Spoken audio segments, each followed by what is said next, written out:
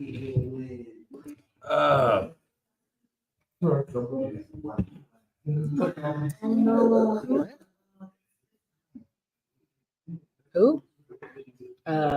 Yeah.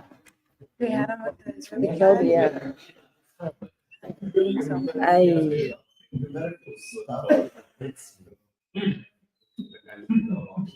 Yeah, it's really hostages trying to come back.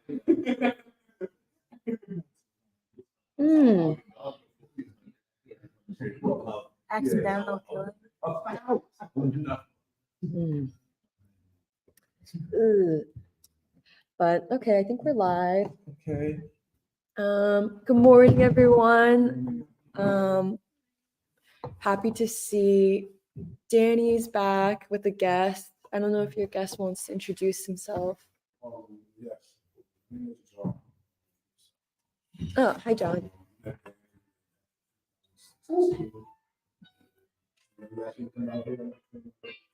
It's nice to have you here. Yeah, thank you, man. Welcome to Philly, by the way.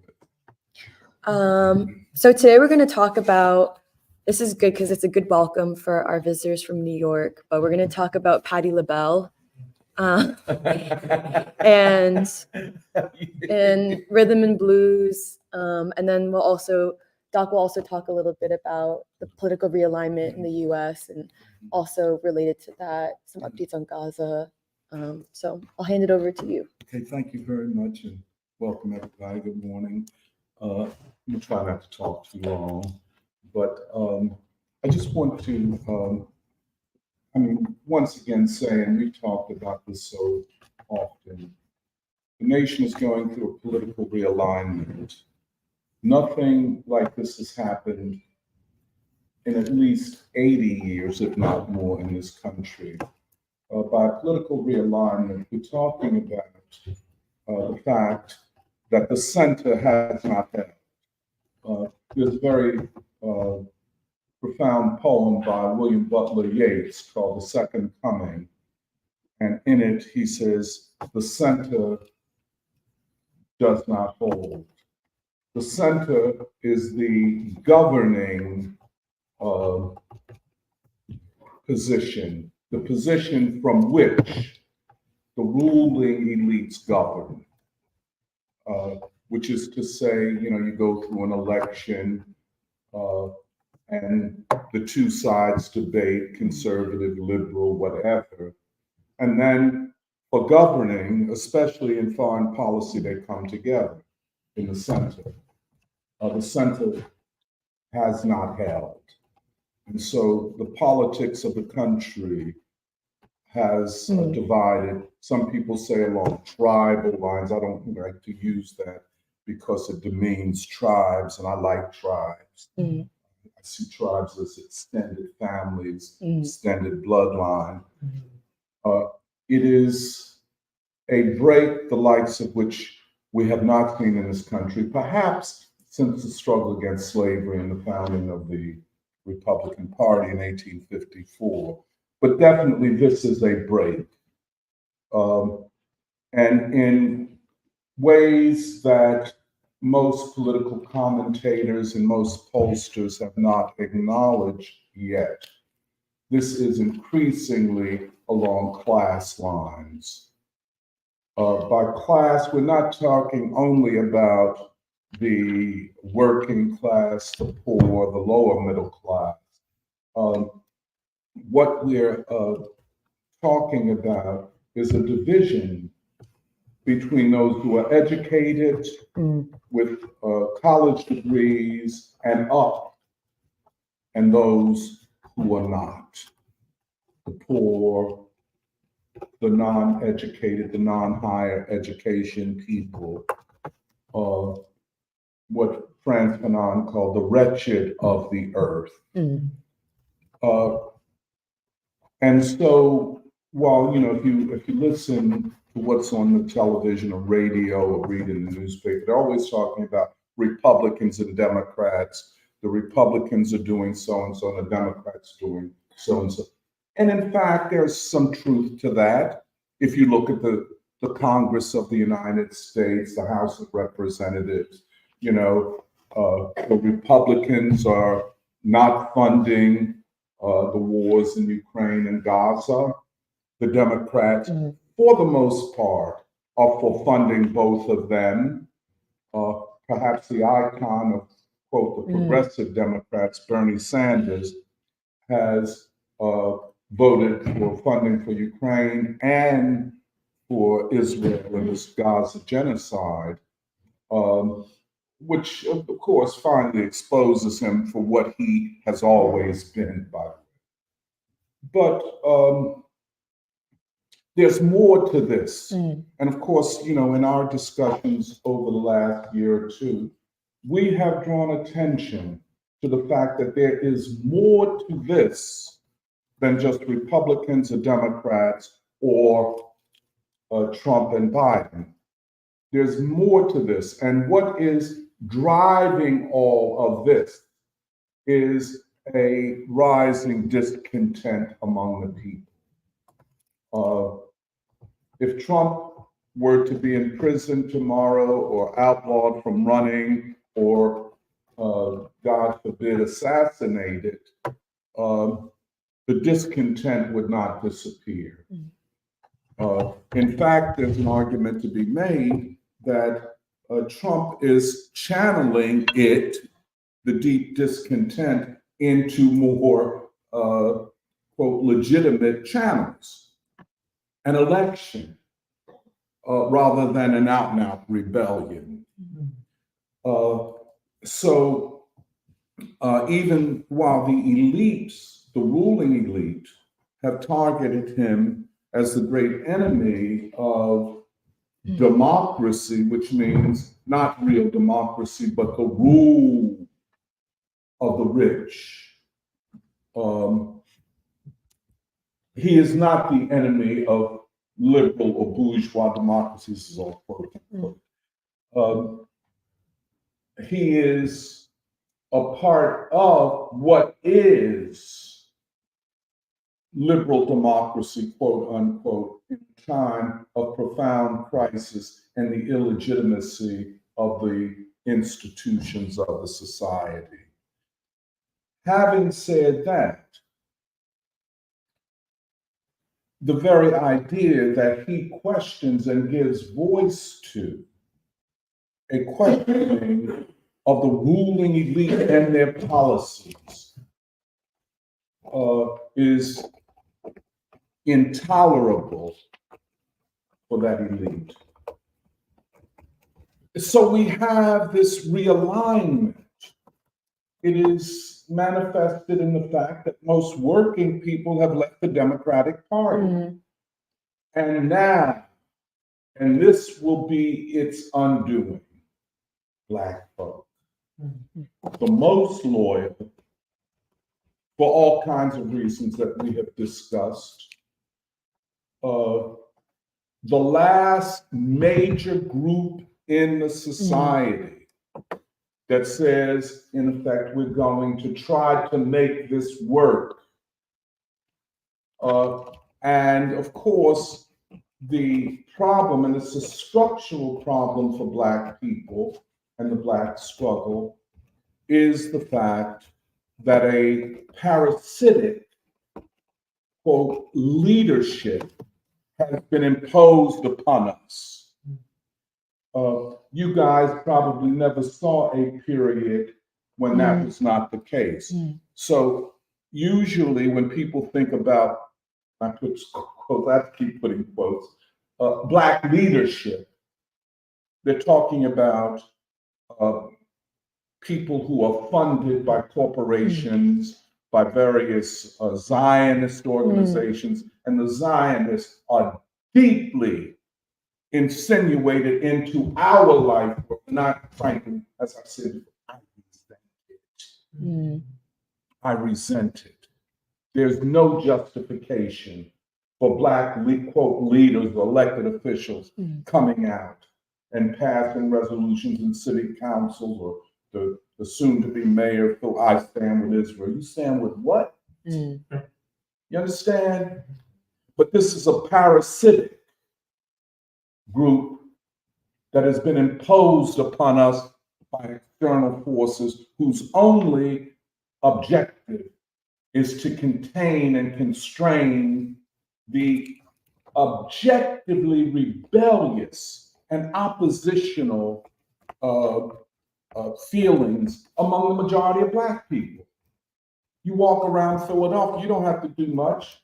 Just talk to your Uber driver. Just sit on the bus and listen to what people say. Or just look at people's body language. Look at the anger, the unhappiness with this situation is more among Black people than it is even among the MAGA people, the Trump people, the so-called angry white people. Hey, y'all ain't seen nothing yet. But what it does is it pushes us into a kind of, effort. So most Black people don't vote. You take Philadelphia, and I don't know whether it's the same in New York. In the last election cycle for mayor, a Black woman won the primary. And so, and then she won the general election just this year, making her the first Black woman to be elected to the mayor of Philadelphia. It should be, well, a moment of celebration. I don't know what to celebrate about this, but we should be happy. Over 75% of registered Black voters didn't even vote. And I count myself among them. Not voting is not a sign of indifference. Right. It is a sign of protest. You know what I'm saying? So we know, and it's manifested in our behavior, that we don't have a credible leadership among Black people. There is no Martin Luther King, Malcolm X, Fannie Lou Hamer. There is nothing like that, or in a lot of ways, not even in the pipeline. Black folk who had traditionally and historically looked upon their churches as their home more than their actual home. It's interesting, most Black people would rent, even in Philadelphia, where you have a high level of home ownership. So they didn't own where they lived, but they collectively owned the churches that they went to. That was their home. That was their spiritual home, the political home. The preacher was, in many respects, a manifestation of a democracy from below. Today, Black people don't go to church. They've left the church because the church has become a hustle. You want to run for political office, start out being a preacher. You know what I'm saying? If you want, so this kind of pollution of our life world is relatively new. And we'll talk about, when we talk about rhythm and blues, how the attack upon our music, our spiritual life, is an intentional, well-planned, ideological attack upon us. But nonetheless, Black folk leaving the Democratic Party, when even in polls, it is now recognized that 30% of Black men are going to vote or say they will vote for Trump. This ain't because they like Trump all that much. You understand? Most Black men, I could say, don't like that kind of performance of whiteness. You dig what I'm saying? We don't like it. You know what I'm saying? And I know a lot of cats that if they got up on him would left hook him. I mean, for real. They don't like that, you too, calm down. Now, but they are so upset with the current state of things than anybody but Biden, because they see him as a pathological liar, a betrayer, and the Democratic Party as having used Black people over this time. And I mean, for real, it's hard for me to put into words this sense of having been used. You know, every time election comes around, oh, come on out and vote. But then after the election is over, everything goes back to business as usual. Locked up, prison brutality, schools done collapsed, unemployment, you're losing your house, all these types of things. Can't pay your rent. You know, so don't tell me, or don't put Al Sharpton in front of my fucking face to tell me how good things are. You are doing good, Al Sharpton. You're a multi-millionaire and a hustler. You know what I'm saying? And I'm not against all hustlers. But don't hustle the fucking people. And that's what they did. But anyway, we break the will. You know, this realignment will put the vast majority of working people on one side, whether they recognize each other as in the same boat yet. But they're on the same side of the issues of war and peace, of the economy, and of whether or not the ruling elite deserves to rule the country. We're not yet at the end state. We're at the beginning of something profound and vast. Most people don't see it that way. They listen to the television, they read the newspaper.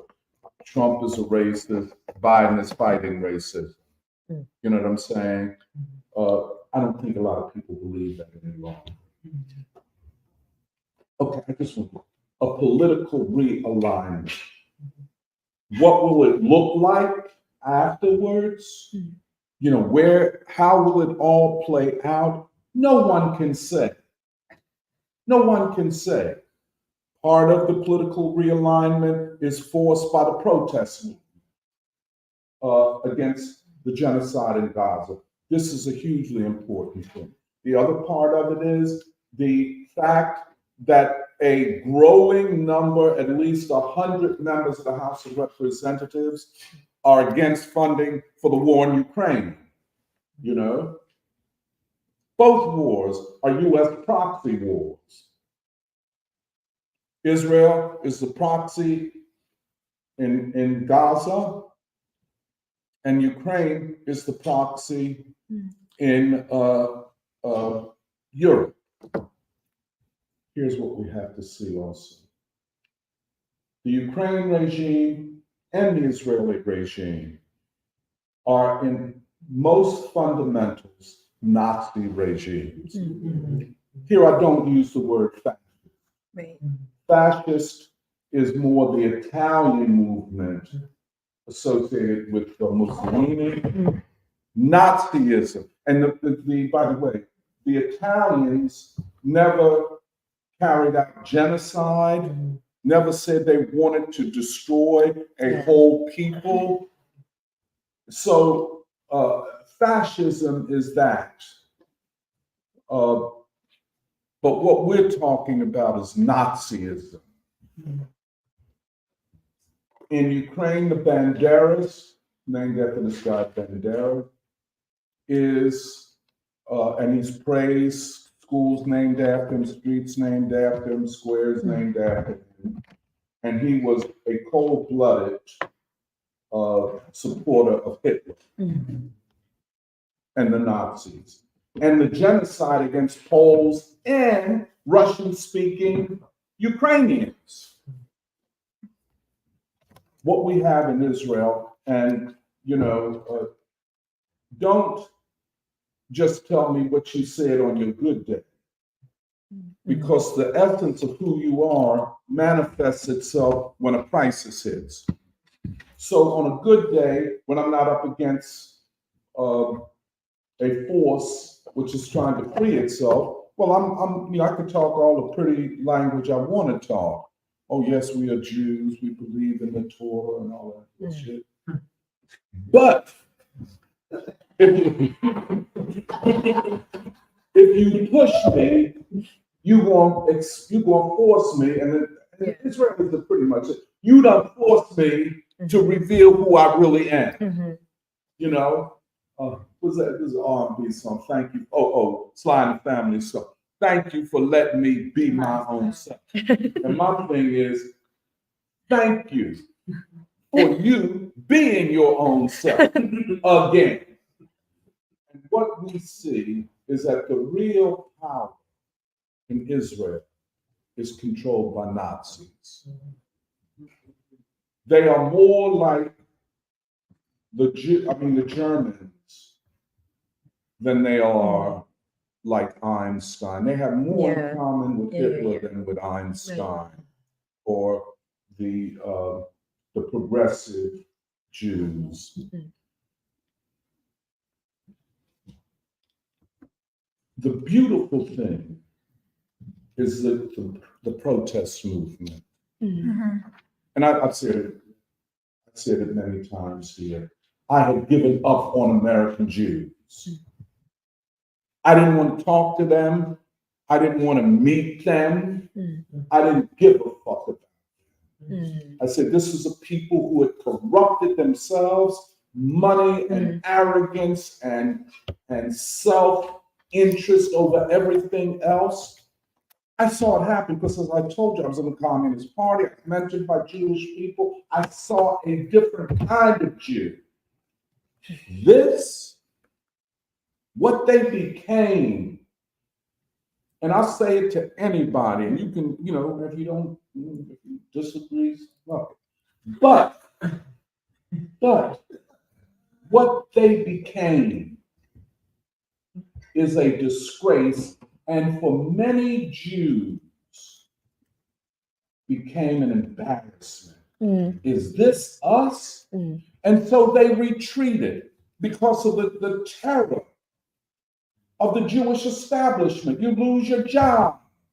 You're excommunicated. They had left the synagogue. And then, out of nowhere, at least for me, Jewish Voices for Peace. Not in my name. Where the Jews became the Jews of an earlier period. They are so courageous and so heroic that one can only say they're not hearkening back to ancient Judaism. They're hearkening back to the Jews of the civil rights period. That's what Jews did under the leadership of Martin Luther King and the Black. They were their best. And then they intentionally betrayed Black people. And they became the bastard that we see. And if we have a Blackness leadership parasitic class over us, it was even worse over the Jewish community. They're smaller, population-wise, more easily controlled, and they are part of the ruling class of the country. But anyway, and thus, as Biden embraced Netanyahu, as Biden sent warships and aircraft carriers and all the ammunition they had left after they did most of it to the Ukrainians, the more he did for Israel in the face of genocide, people saw them as babies. His polling numbers began to decline. People said, this is Realignment. You ain't gonna participate in the genocide of children and babies and tell us that you forgave marriage. You understand what I'm saying? Don't change the conversation. You understand? It's war and peace. Okay, I just wanted to say that. But this realignment is not a domestic affair alone. Because the United States is an empire, 800 military bases. I don't know what you call that. It's not an empire. You know, they used to say the sun never set on the British Empire and the British controlled the seas. The United States controls the seas, the air, the land, countries. They control a lot of the internet. They control a lot of propaganda means and so on. It is an empire. Hence, what happens internationally reverberates domestically. Right. King and them was right. King was absolutely right. The bombs dropped in Vietnam explode in Detroit. Can't have war and peace at the same time. Peace at home while you're waging a war abroad. Democracy at home while you're waging a war abroad. In this situation, they go hand in glove. So Ukraine and Gaza are undoing this presidency. And I don't know, these smart people can't figure it out. You know what I'm saying? It's just evil Trump, and we're good people on this side. No, come on, man. And then you lie so damn much. See, that's the thing that people, and the average people know they lie, and right in your damn face. You know, I mean, I could see if you tried to go behind my back, but you're going to look at me and lie to me and insult my intelligence. So, and people are angry at this. And I think the breaking point was the slaughter and genocide in Gaza. That was too much. That was too much. So Biden will not win. He will not win. They've begun to acknowledge it. Now, a new poll came out last week, the Bloomberg newspaper, and it said what about 4 or 5 polls had said over the last 2 months. Trump is leading in all the battleground states, including Pennsylvania, which is a big one. And that he's losing the young generation, and he's losing Blacks, and he's losing Mexican Americans, and he's losing other Latinos. And they can't stop it. I'll just end on this point. For us in the preschool, you know, as we prepare for the year of Baldwin, and I just want to tell you, you know, we're still working a lot of things out, but this will not be a political year of Baldwin. In other words, there are a couple other that we saw on the internet, people are doing years of Baldwin, and they're doing it at theaters, Baldwin, the literary figure. They're doing it at the museum, you know, that kind of, do it in such a way that you can get funded, as they say, from the white man, you know. But you don't ruffle no feathers, and therefore you don't really talk about Baldwin. Baldwin is a political figure and a figure for this political moment.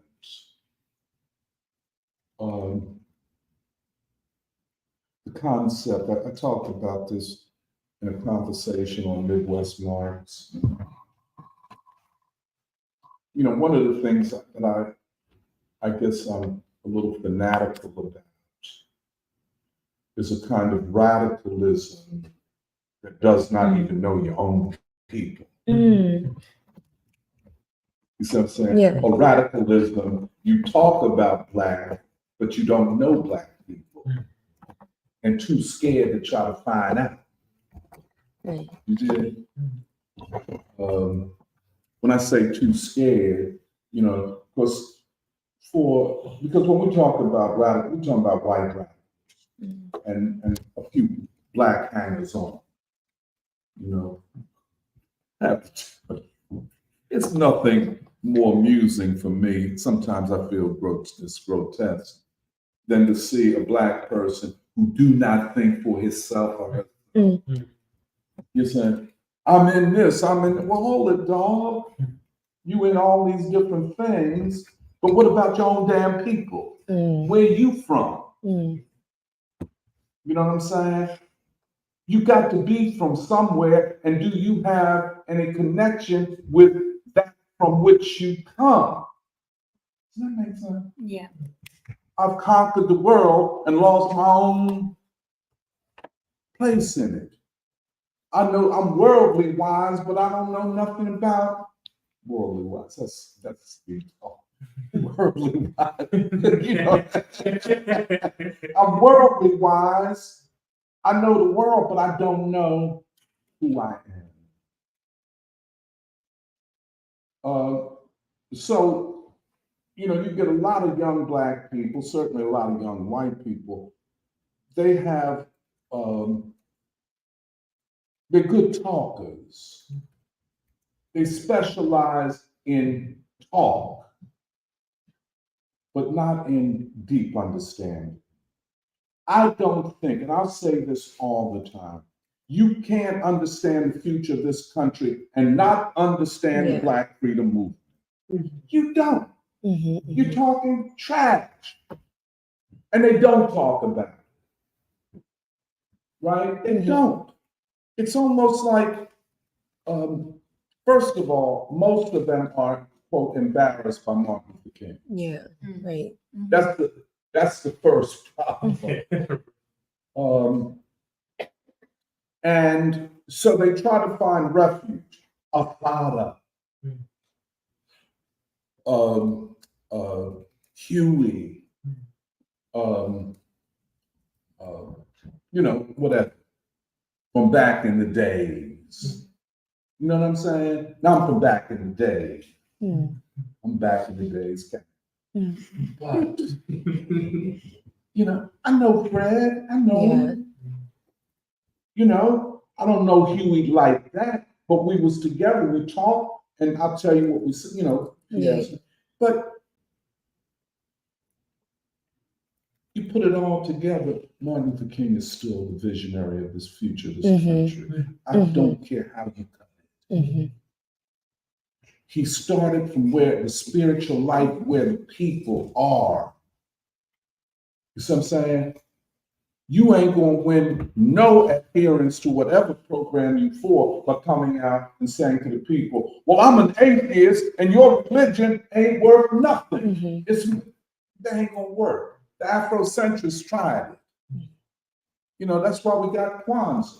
You know, white man's holiday, black man's holiday. You understand where I'm coming from? But there's a grading against the basic sensibilities of your ordinary black person. Yeah.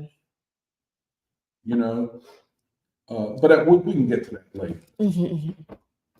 But you have to begin with your own history, with your own people. You can't think that you're going to reinvent the wheel because you are a Marxist. Marxism is not a substitute for knowledge of your people, for knowledge of your own history. Marxism does not explain it. Honestly, it doesn't. It explains many things, and it does. But to end there, it's not enough. And that's what young radicals, you know, disenchanted with Bernie, and they should be. We gave you a chance in 2016 and 2020, and then you sold us out, for chump change. Sold us out. Young people said, we thought this was a socialist movement. You know what I'm saying? We thought you were socialists. Well, one, we thought you were honest, and that was the big breaker. That he's a liar and dishonest and a big mouth, that's it. So then they said, we're going to go towards real socialism. And more than that, we're going to go towards communism. Okay. So they said, we're going towards communism. Because they said, well, socialism is a stepping off point. Mm. So they go to DSA, Democratic Socialist of America. And they see the ineffectiveness of it, the lack of discipline, the lack of unity, and the lack of ideological clarity. Is all you want is to be the left wing of the Democratic Party, yada, yada. Then they said, well, that's not enough. We have to go to communism. Communism is the ultimate judgment upon the system of war and exploitation and racism. Okay? Makes sense. But as they go towards communism, here they face the Communist Party of the United States, which is not a communist party. Right. And, as we showed in the Winston Symposium, is not the party of Henry Winston. I argue that many of them are embarrassed by Henry Winston, interestingly. But it's not the party of Henry Winston. People say, well, Tony, Henry Winston wouldn't have supported what you stand for. You supported Trump in 2020. You voted for Trump in 2020 and came out and said you did. And you voted for a fact. That's what they say to me. They cancel my ass. Cancel by better people than y'all. I think Danny knows what's coming. But the thing I say to them is that you don't know what Henry Winston would have said. He died in 1986. We are experiencing a change of epochs. I think I stand on firmer ground in suggesting that Winston may have found more commonality with the way I think than your complete betrayal of anything having to do with a serious struggle against, state monopoly capitalism. You're not in that game. You're in the game of supporting the Democratic Party. Now, the whole working class has left you behind. You say, well, I got the leaders of the trade union movement. Well, you got them, but they don't have the working people. The working people have gone in a different direction. So they go to communism. They said, well, I thought you all were supposed to be revolutionary. They said, well, yes, we are revolutionary, but not right now. You said, well, then they say, well, then we got the PSF. Now, this is an interesting development. Again, I want to say I'm old school, have seen some things go down. At the height of what they call the Cold War, the clash of ideologies, of ideas on a world scale, which was more or less 1945, 47, up to 1999.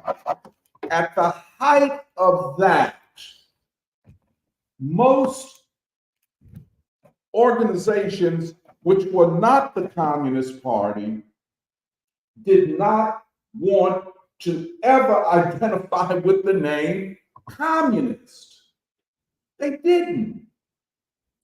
You had the Socialist Workers' Party, the Socialist Alternative, everything is socialism. You had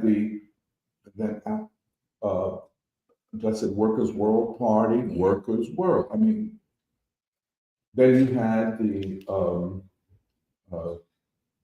the PSL, Party for Socialism and Liberation. But nobody called themselves a communist Right. because that would bring the smoke down on you. Mhm. Once you say, then you, in the eye, you targeted by the ruling class. But to be true to what you claim to be, you had to identify with that legacy and with that world movement, which meant Kim Il-sung, Ho Chi Minh, Mariam Guabe, Sekou Touré, Modibo Keita, Fidel Castro. I mean, shit. Count me in. You understand what I'm saying? If it's them, that's where I thought, young cat. I'm thinking, damn, man, all these people, shit, what the fuck? I mean, am I going to listen to a bourgeois liberal? Hell no. But they were on the outside looking in. They chose that positionality. One, they didn't want the smoke. They didn't want the heat. They didn't want to be in that kitchen, where, Alice, boxing. When you get in that ring, you better be prepared. You better have trained to get in there. You ain't gonna just jump in there with no bullshit. But once the collapse of the Soviet Union and the world communist movement, then everybody's a communist. Because there ain't no communists. PSL, no, but when y'all become communists? Marxist Lenin, I mean, what this makeover? Was it a normal, logical development? Or was it an opportunistic move? Because you saw disenchantment among young people. So you're going to try to win the day by you being now, we Marxist, Leninists, and we're a Communist Party. We'll change your name then. If that's what you are. But even if you have that name, the other question is, what is the essence? What is the ideological essence? Communists or Marxist Leninists in name, bourgeois, petty bourgeois, radicals, anarchists in substance. Oh, and this is what I want.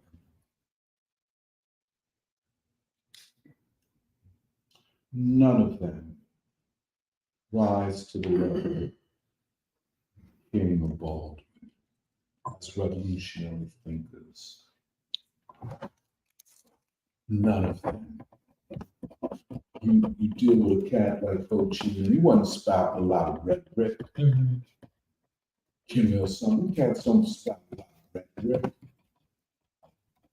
It was deeds. This is what a communist, a freedom fighter looks like. So we're in a situation where the vast majority of the American people have said we're done with this ruling class. And that's what they're saying in many different ways. 75%, 75, 80% of Black people don't vote in an election where the leading candidate is a Black woman and we can, quote, make history. We're turned off. The same thing with the rebellion against these white people, deindustrialized communities, poverty, fentanyl taking everybody down and shit. But then the ruling elite, they doing good. New York Times, inflation is down. Unemployment ain't never been this low. More Black people working than ever before outside of slavery. So what we're supposed to, but then you go to the store, you can't afford nothing. But you telling me I'm doing good. People are fed up. And always this type of discontentedness is the first step towards a general movement. How it will come about? Certainly, the idea of mass civil disobedience is on the agenda.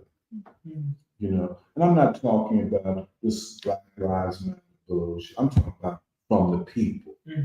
Black Lives Matter was marching in 2020 through Philadelphia, West Philly. All Black people neighborhood. They marching. And it's all white people talking about Black Lives Matter. Yeah. If it's Black Lives Matter, why ain't no Black people marching? Because they don't believe you are really sincere. We think it's just, you know, some campaigning and stuff. From the bottom.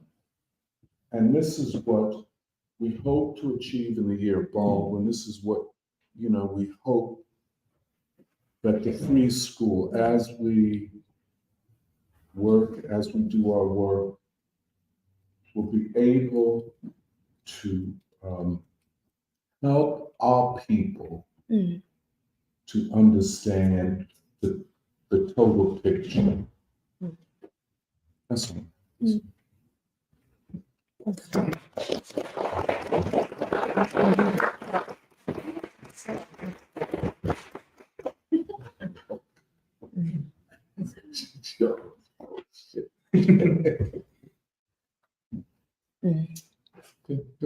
Maybe some people. Oh, good, Danny. Yeah, good morning. Good morning. Good morning. We'll take the down the road.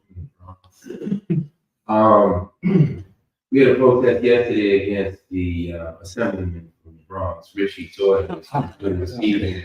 Yes. If this He's a member of the House of Representatives, right? Congressman, Richie Torres, who weaponizes his expressed identities as Puerto Rican from the projects, LGBTQ, all this pink washing, white washing, Zionist, you know, genocide crimes. And he only received 17.3% of the votes in the most oppressed, you know, congressional district in this country. So, you know, I fly around in the days leading up to the Bronx Anti-War Coalition. Do you know what this rat did, Richie Torres? He said he was under threat, and Israel was under threat from us. He closed his office and reached over 1 million people, saying that we posed a threat to him because a few hundred of us came out to speak on behalf of peace.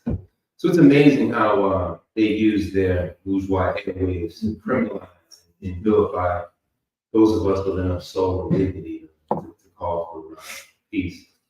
Yeah, in terms of our Jewish sisters and brothers who are anti-Zionist, I was in Eastern Europe and do all this research because I refused to buy this narrative of the sheeps led to the slaughter from 1941 to 1945. Of course, there was Jewish resistance. You just got to dig. It was in 7th grade in AP US history that it's just sheep to the slaughter, sheep to the slaughter.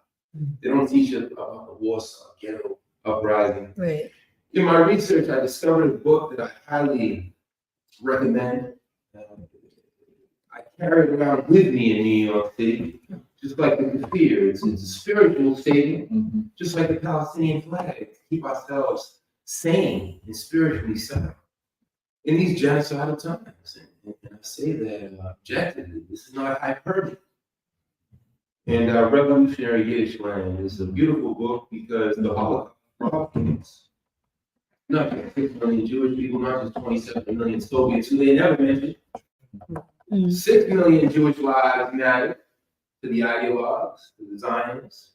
The 27 million Soviet lives, you know, we never hear about them. I'm glad you brought up the whole cancel culture and cancel culture is the new coincidence. And there was a time we were on some of the Sputnik shows together, US 7 and I had 7. So I remember when all of a sudden I was hearing, I never bought into it, but I remember hearing Tony Montero, this, that, was in this direction. And I was definitely. Is it positive and negative? I'm just talking.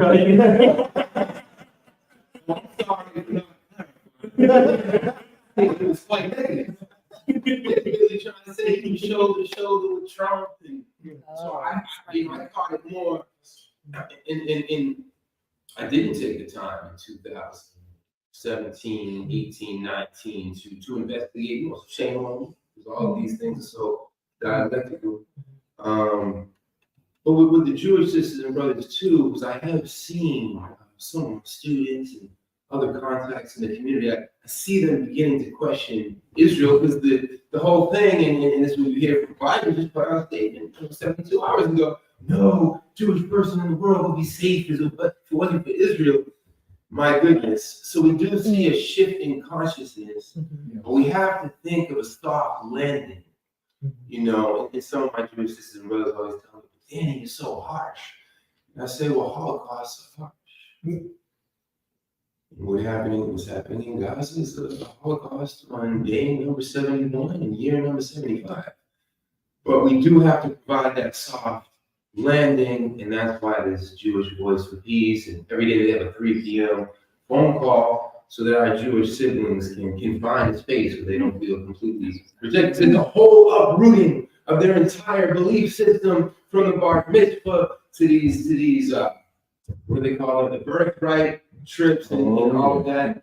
And you know, Extraordinary International's announced this comrade just to complement it more.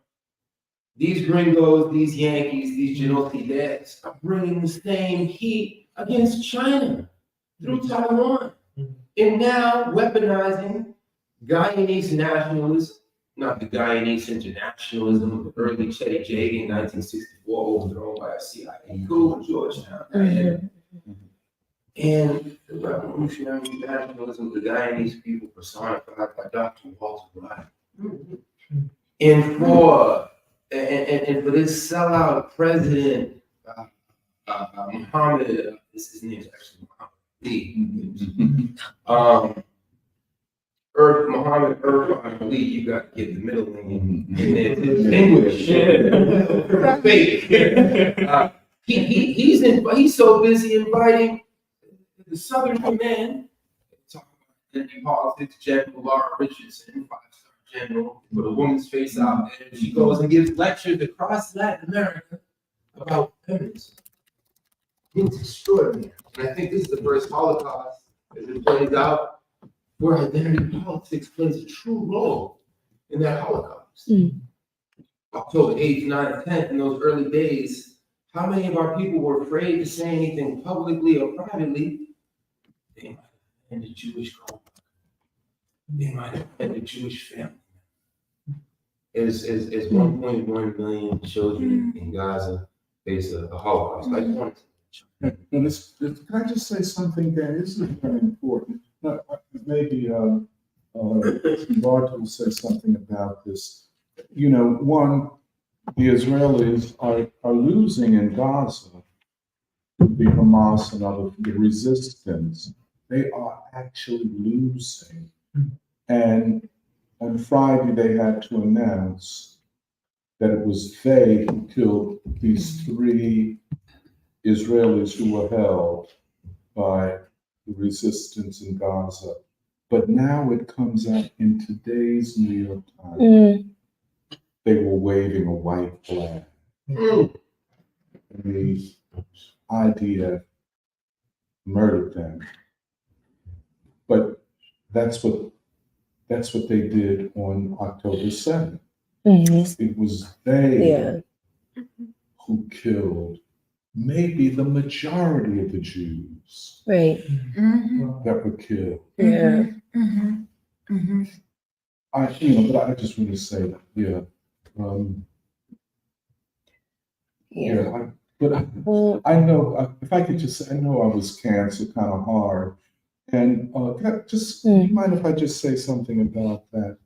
I voted for Trump because I saw that if the Biden, Hillary Clinton forces regained political power, they would have to do whatever they could to make up for what was lost. And it was not a lot during Trump's first administration.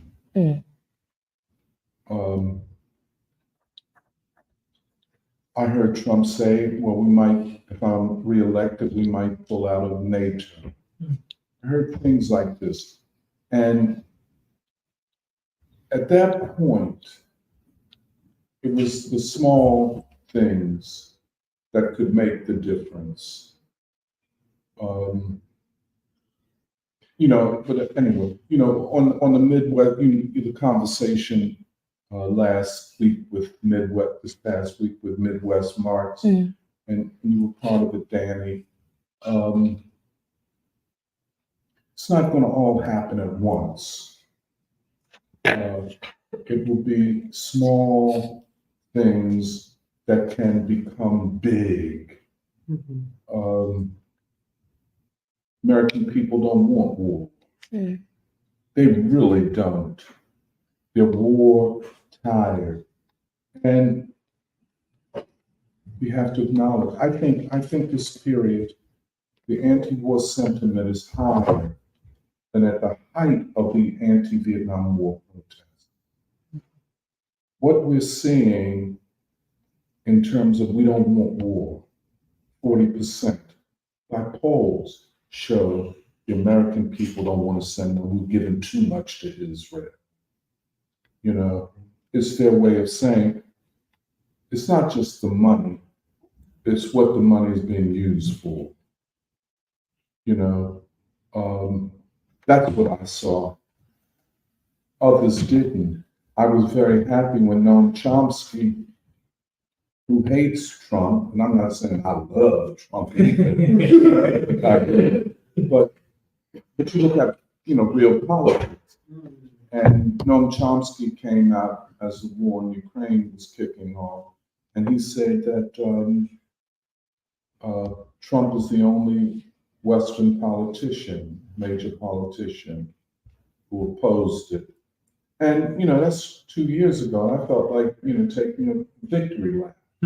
Now I've got Noam Chomsky on my side, and but I was not driven by this. All of this Trump is about. That's why I posed, Cornell. You don't know what you're talking about, Cornell. I guess you get cats like Trump, Cornell, other mainstream media people. They like to talk. They don't think. That's part of Trump's big problem. He talks too fucking much. Like you said, that he gonna go after Jewish Voices for Peace and Students for Justice in Palestine. But what's that going to do for you? He just talks too much. He's too arrogant, and Cornell is nothing on that level. But we got a neo-fascist thug in the White House. No, you misunderstood. The fascists, what we would call fascists, warmongers, and so on, are in the Democratic Party. The CIA, the intelligence services, all of the elites in the Democratic Party for the most part. So that's all and I was canceled. I took a little bit of a beating, but now you took a bit. But did you vote for Trump? Whoa. I know.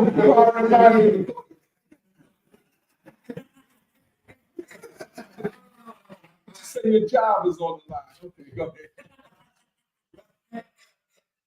Well, no, my job has already been taken. I remember. No, don't worry. No. I'm just saying I don't have a job to worry about.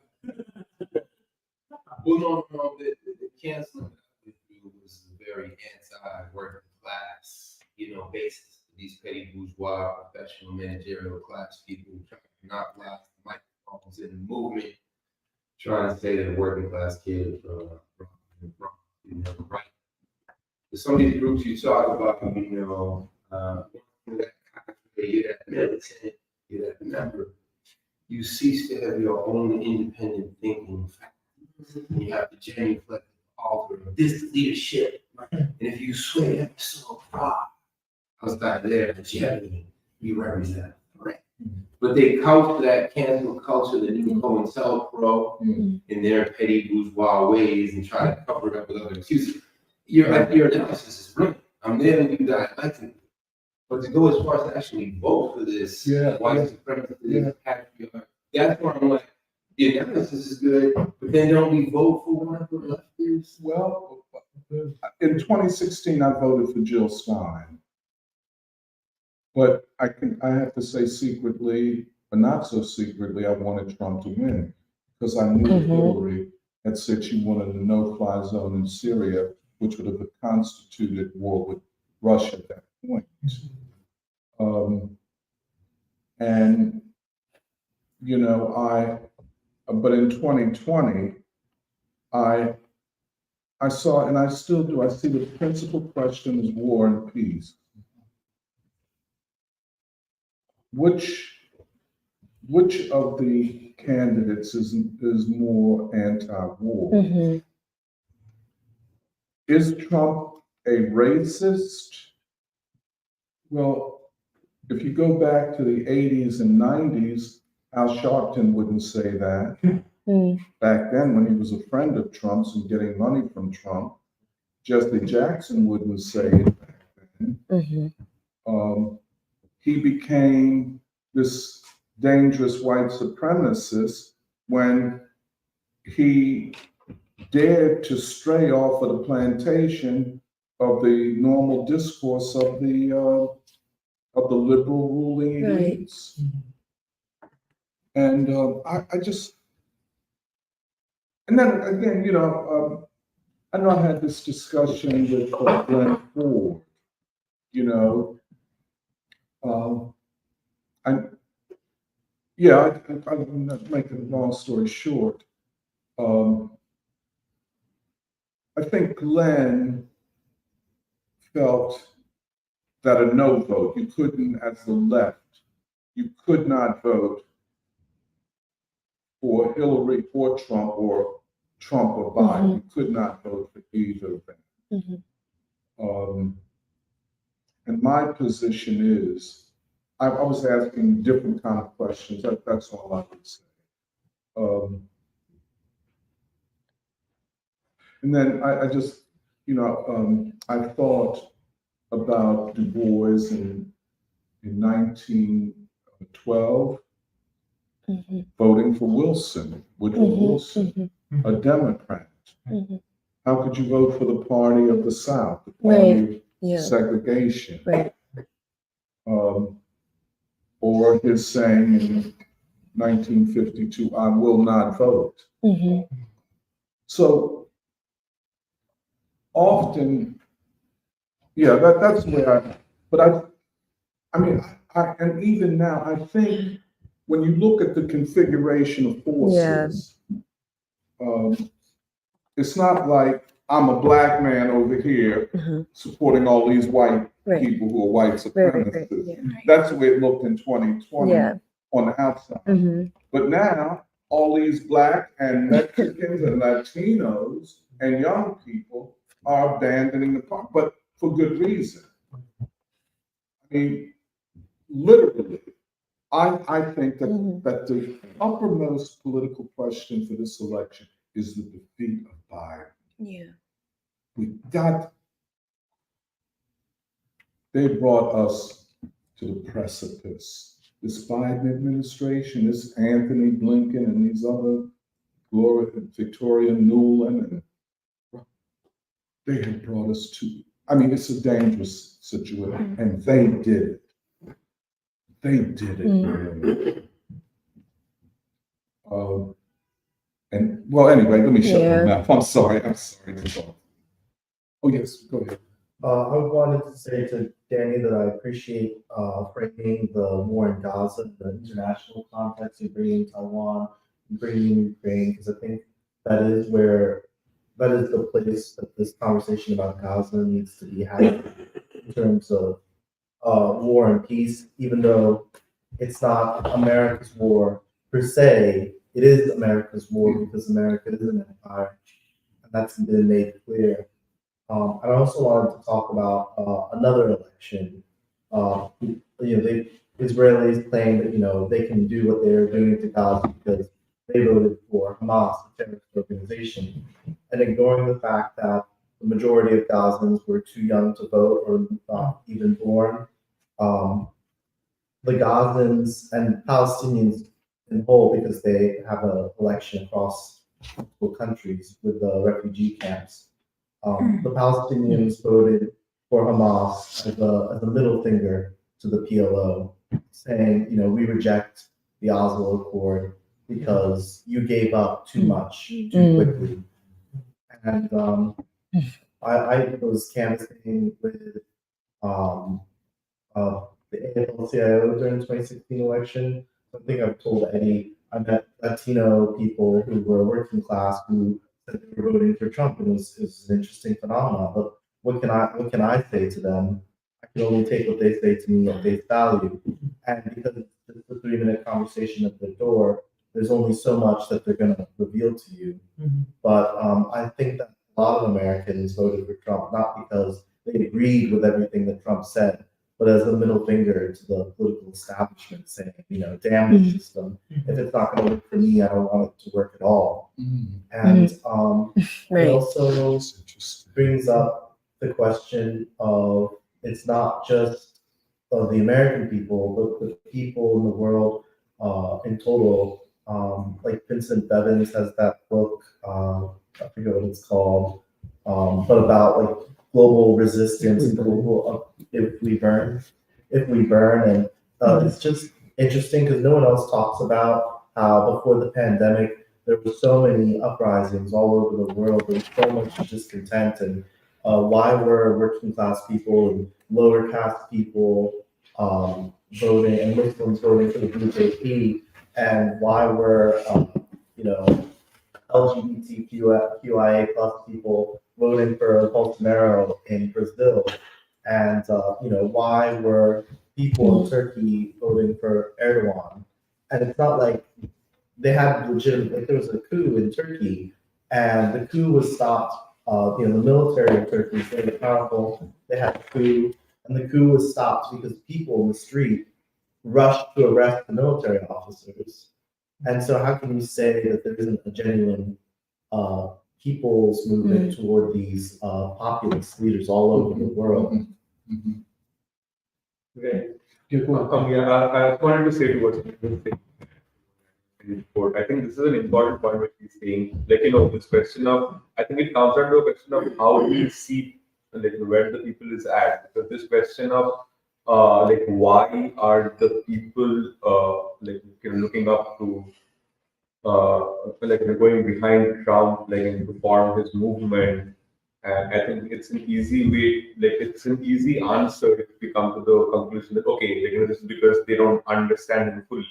But I think what we're saying is that there is something that we have to understand about where the people is at and how they make their decisions. And with somebody like Trump, I think it's very clear that he is sustained almost entirely by the movement of people behind him. Because I don't think I think it's a rarity that a presidential candidate has this amount of criminal proceedings against him and still is performing like he does in polls, this at this time away from elections. And I think it shows that he is much more I think there's a lot more reason to have hope in him being transformed by the people he represents. And when it comes to the question of the war, it's very clear where he stands. It's not clear where he stands about Israel, that's sure, but it's also a reason to hope that he can be moved by the people who are behind him, because he's not unlike Biden, he is not propped up by the establishment. He does not have the force of the establishment behind him, and therefore the question of why we talk about a Trump, the way we talk about a Trump today, or why we see hope in the Trump candidacy is not simply a question of analysis. I think it's a question of decisions that affect people today, and how we can bring the future into being. Because this is, I don't think it's simply a question of if this is the right choice or wrong choice in terms of I don't know like what you get from an analysis, but it's clear that the majority of people don't stand with the forces for war, and they do stand with with a peace candidacy and with Trump. And I think the way we see it is that we have something to learn from the people who made this choice.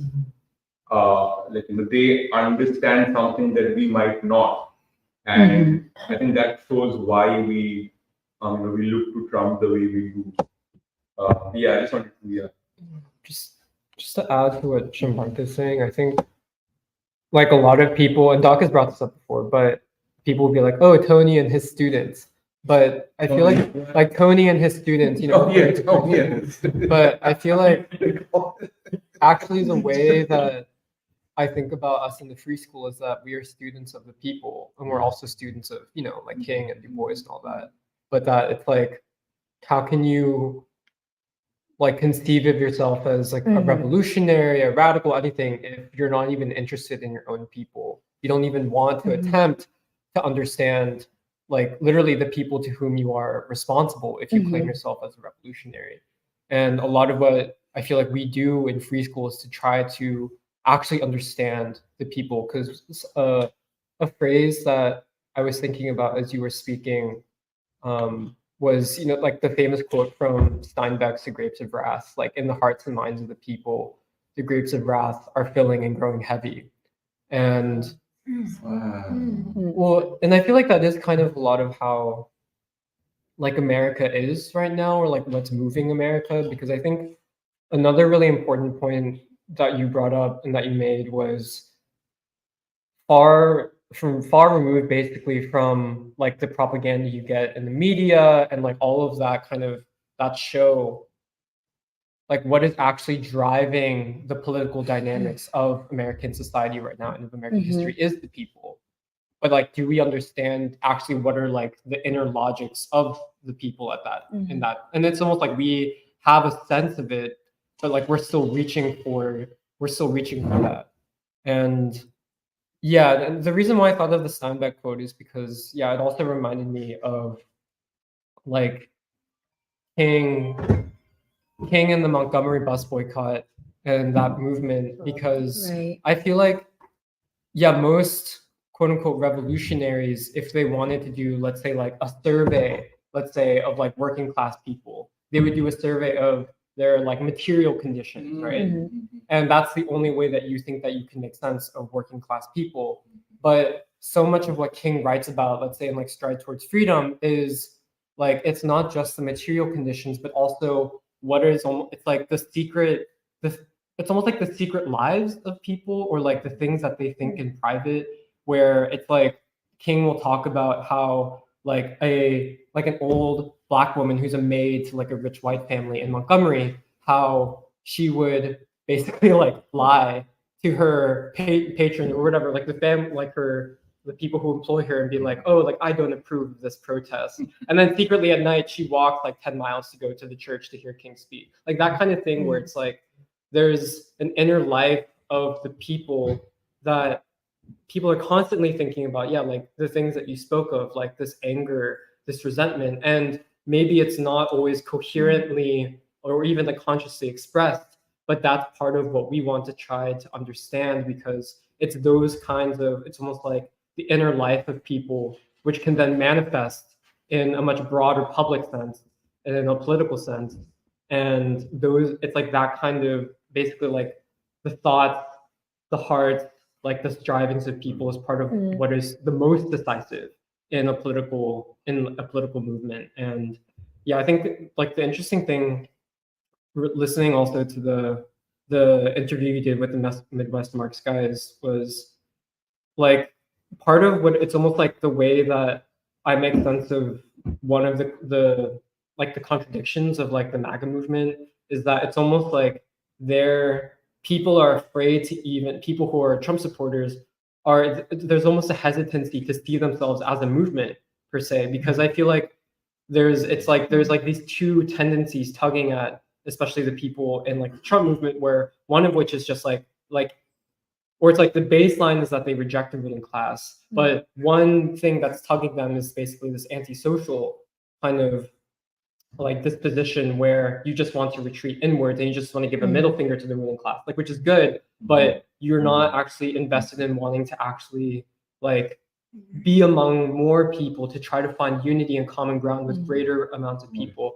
But then there's the other side, which is basically if the Trump movement were to actually see itself as a movement, they would be confronted with the legacy of King and of the civil rights movement. And that's part of, it's almost like, you know, the way that Du Bois talks about it too, where it's like, I think in Souls of Black Hole, he frames it in terms of like a thought and then the afterthought. It's like there's the things that people do, but then there's like Forethought in there. forethought, afterthought, and but then there's also like the hesitation, you know, like that kind of thing. And I kind of make sense of it in that way. And then yeah, the last thing I wanted to bring up was regarding Glenn Ford. I remember before he passed, one of the free schools that he joined while he was very ill, the thing that I remember very clearly was that he basically said, I think as we were talking about Trump and this whole question, that he used this phrase of Joe Hardhat, which is basically him referring to like the white working class guy who during the Vietnam War could be relied upon to actually be a force against the anti-war protests. But that basically what had happened in the decade since is that Joe Hardhat, the white working class guy,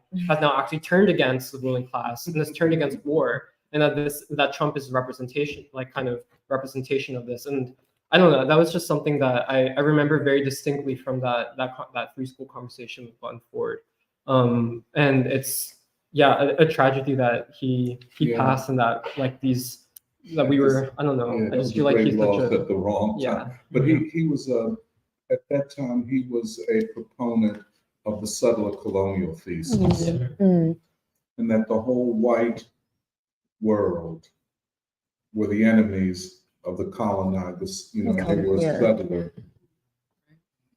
Which I just wish that we'd had more time. Believe me, he was a very generous person, and even though we could disagree, he was always a great friend, and you're right about that. I wanted to add to what Jeremiah was saying in terms of the spiritual dimension as well, or spiritual life world of people, that like the attack on the people, and how just walking in a city like Philadelphia, there's oftentimes just so much sadness and anger that it's almost a rarity that you hear laughter or music. And I think that's why it's so important to the free school, that not only do we talk about the civil rights movement and the political and ideological landscape, but also the music and the art that came out of that time. And I think especially lately, it's been pretty emotional too, like walking in the city where you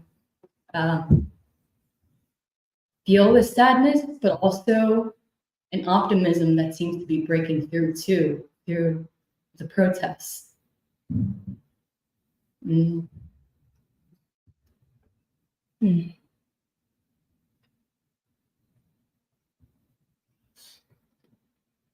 I think it's been some time since like something like Jewish Voice for Peace has come about.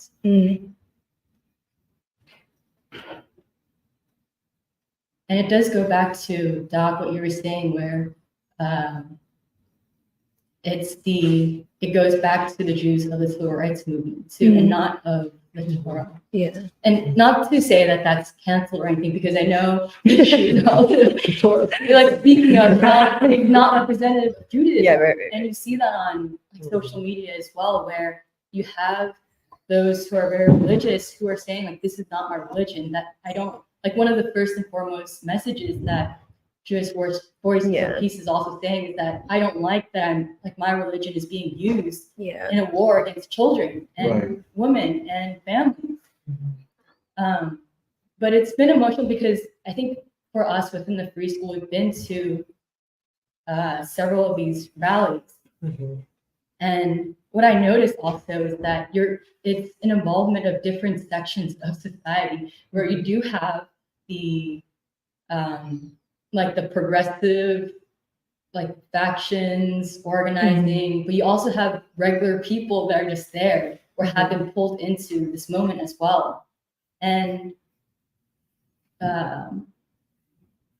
there's a spirit that's, I think, present in the city that I haven't seen in a while, where people are together and actually, and it does differentiate from something like, I don't know, Black Lives Matter at the time. I wasn't there for that, but just based on what people have recounted, and even for bystanders, that as the rally is moving through the city, I've been trying to see how people are perceiving just these groups of people walking, because sometimes you'll also see families with their children in strollers. And the fact that it was an interesting juxtaposition as well, where you have all these Palestinian flags, and then occasionally you'll see an Israel or a flag for Israel. And I was like telling Doc too, where it's so interesting that the Zionists can't really show up in numbers, but they can shell out money. Like that's what they want to do. Right. But instead, for the Palestinians, it's hordes of people that are showing up and waving these flags, and being creative with their signs as well.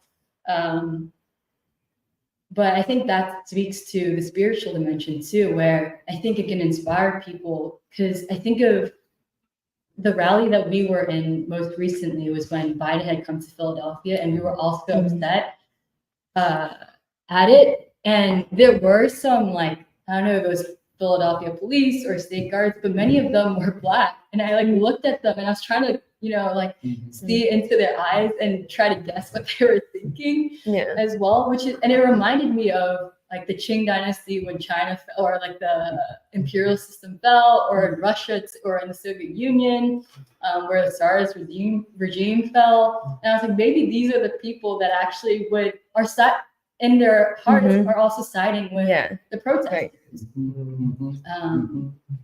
But I do think it is the way that you described it, that this is such a pivotal moment in our history. Like, never before seen forces or changes are happening. And I think with the free school too, it is that it's in this time you see how something, or figures like King, like Baldwin, and are so relevant for these times that people are looking back, even though they don't know that they're looking back. I agree with that. I think I'm just like you. I'm always trying to figure out what the Black person is thinking, because a lot depends upon the capacity of Black folk, whether we can deliver once again as we have in the past. And some years ago, you would, I think all of those ninja type guards, and a lot of them are Black and Black females. Yeah, they look so cool. Yeah. I was thinking, I don't want to run up against it, but I was thinking, what are they thinking? What are they thinking? Because they see the same thing on television that we see. And I'm like you. I want to know. That's why I like to ride public transportation and walk in the city, to feel the pulse. Because this is in a lot of ways a Black city, and what are they thinking? What are they feeling? How do they integrate what is happening in the world into their day-to-day lives? And I agree, we have so much to learn from ordinary people. And I think that they're thinking deeply about all of this. I really do. And that, I feel like very emotional about it. I feel very emotional about the Jewish Voices for Peace, because it takes some courage to go up against the Zionists. Yeah. But I agree. Frank, and this is Emily's point on it. It harkens back to the civil rights movement. Everything it's like the civil rights movement was a dress rehearsal for this time. And Black folk, there is not a Black person, I don't care how old or young they are, that does not feel something about that time. Right. Even if they don't know a lot, that is so defining. When we talk about rhythm and blues, we'll see how it's in the music. That is us. Right. That's what Joe said last week. The struggle with Islam and Christianity. That was a beautiful, beautiful thing last week, Joe. And I just kept thinking all this week about it. Yeah. That question, and men of our generation, what constituted the revolutionary path for us, for our people? And I think more than any previous time since King, we feel King's presence. By King, we're talking about the whole movement. We feel his presence. But more than that, I think the language of King must become the language of the movement and of the people. That's what I want to say.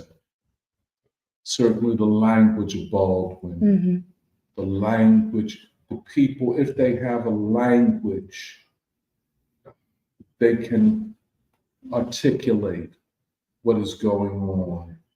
A language, a way, and a language, not just the words, but a language as a grammar. You know, we could even say the rules of thought. You know, the ruling class tries to give us their rules. This is the way we think. But if they hear King, if they hear Baldwin in particular, gives the people new language. But that is. Yeah. Okay, go. No. Oh, I'm sorry. Oh, Marie, I'm sorry. I'm sorry. I think this thing of Speak up a little. thing of language is really interesting because I think, for instance, with forethought and afterthought, there's not necessarily a form that thought needs to take, right? Like if it's private to yourself, I think you have a lot of thoughts, but they're not necessarily expressed. But I feel like the thing is to express it or for a thought to become like basically a social reality, like an idea, it needs a language to be expressed in. And I feel like that's also, I think the interesting thing about King or like the Trump movement, where it's like, what are the languages that we're like, what is the language that we're actually using to express it or to move forward? Where I don't know, because like thinking about the Trump movement and sort of the way that ideas get circulated, it's kind of like that, you know, that there are like Twitter leaders or whatever who are like, oh, these are the thoughts, and then they get sort of like trickled down. But I feel like it's kind of the sort of, it's kind of a raw, like it stays at kind of a raw level of, yeah, like the FU, the middle finger to the ruling class, like this is what it is. But a lot of the ideas, like some of them I feel like would not necessarily hold up in like social struggle. Like it's not, like it doesn't go there all the way. And I feel like that's sort of the difference between like the personal, like the private, like the feeling of like wrath or like anger, like I know this isn't right, but I feel like the question is how can one take that and basically use it to transcend to like a higher level of social struggle. If I could just say, and it is the difference between adolescence and maturity. Yeah. You know, the Trump movement, the whole movement of political opposition is in its adolescence. Yeah. But the Black freedom movement of that period was mature because the language was mature. And King, you know, you take Trump and King, it's like a child that a grown man. Yeah. King was a spiritually, politically, intellectually very mature person. Yeah. But I hope I didn't. No, I think that's true. Like, and the language is a signifier of political maturity. Yeah. See, a political movement, cannot move forward. I didn't realize this at the time. You know, well, 21, what the fuck could I know? I was young and dumb and full of commas, they say. My language, you know, that's Keep it PG-13. Tone it down. Yeah. She didn't hear. But that, so we don't know. You thought Yeah. this was a man who just spoke in high language, Yeah. high tones, but no. The language of that time endures Yeah. because it's the only language. Yes. You understand what I'm saying? It is the grammar of a mature movement. Mhm. And there is no substitute for it. That's what we have discovered in the free school. There is nothing, Yeah. there's no substitute. Yeah. Oh, I'm sorry, go ahead, Gloria. No, I just think because I think part of why it's such a mature language too is that we talk a lot about unity and what unity actually means. But I feel like in King's language, like it speaks to like each individual person, but I feel like it also basically allows you to come in, like to bring yourself into it. And I feel like that's in some ways what unity actually means, where it's like, okay, there's a consensus or a collective, like there's something shared that you can actually be a part of, but also contribute like yourself to. And I feel like that's also basically what King was saying in 3 Dimensions of a Complete Life. Also, where he's like, yes, like you can't neglect yourself. Like, who are you as an individual? What are your strengths? What can you contribute? But he's saying like, okay, but this alone is not enough. Like we have to become complete in like the 3-dimensional structure of it, where we need each other and we need basically like something higher. Like we need a higher unity. And yeah. See, in such concepts as cosmic companionship. Now, where you get that from? Cosmic companionship. He didn't say you have to believe in God. But we're still unraveling and we have to think. And you're right. This is the gift of Black people. Yeah. It is so unique. Well, I'll go ahead, Emily. Yeah, I just wanted to say that, one thing, first, like, I think this is the conversation to have in this time, like everything that you started off with, because I just wanted to first make the point that I think a problem the left in particular, the left who wants to be revolutionary, the issue they have is that I hear sometimes people say, oh, but wouldn't it be good if we elect Biden? Because if you, like, let's say Biden is bad, if we elect Biden again, then wouldn't it like agitate the people to be more, the worse, the better. Yes, and it's the same thing with like, oh, but wouldn't it be cool? Wouldn't it be good if the U.S. did enter a war with China? Because people would be so like have to be in the middle of an existential crisis. That wouldn't that be what push people to revolution or awaken the people? But I feel like what was important about what you were saying, Doc, is that the way you have to examine the political configuration of the U.S. to be able to see that actually you think that the people need to be awakened, put them in such an extreme, such a crisis that they're awakened that you don't recognize there already is a crisis, and that the people are already awakened because slowly but surely they're actually all collecting to the same side. People, I think the left believes that the people need to be awakened or conscious, but actually they're already conscious and they're already moving to the same side. Like the Trump movement is already like shepherding, in some ways is already on the same side as Jewish Voice for Peace, for example. And isn't that interesting? But I also wanted to talk about Jewish Voice for Peace because like we were on the phone when I got a notification from this app that was like, there's a protest happening near the art museum. I was like, oh, I didn't know that there was a Palestine rally. Like it must be related to Palestine. And then I looked it up on Twitter and I told Doc, I was like, oh shit, like Jewish Voice for Peace, they just shut down the art museum bridge. And actually beautifully, I think isn't it the Martin Luther King Jr. Bridge? It's in MLK Drive. And then I was like, actually, oh shit, they just shut down I-76 West during rush hour. Like, and Samir was like, they never people always try to shut down I-76 as part of a protest and they never successfully do it.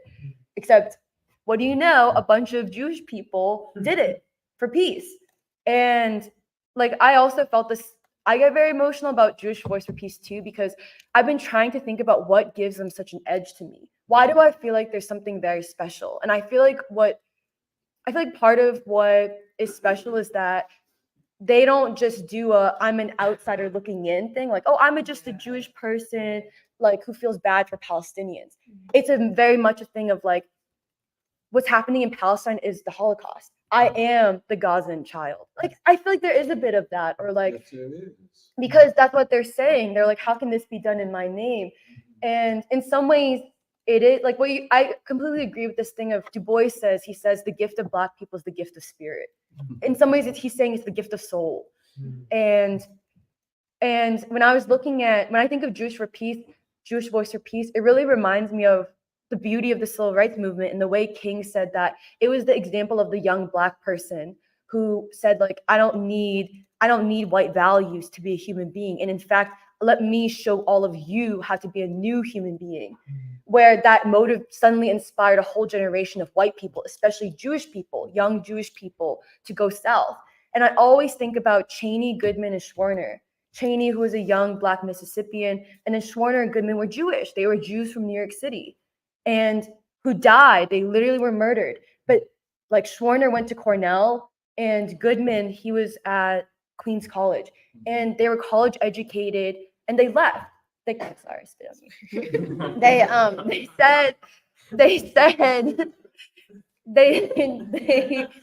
the North. Like they heard his speech and they went north to Mississippi, not a city in Mississippi.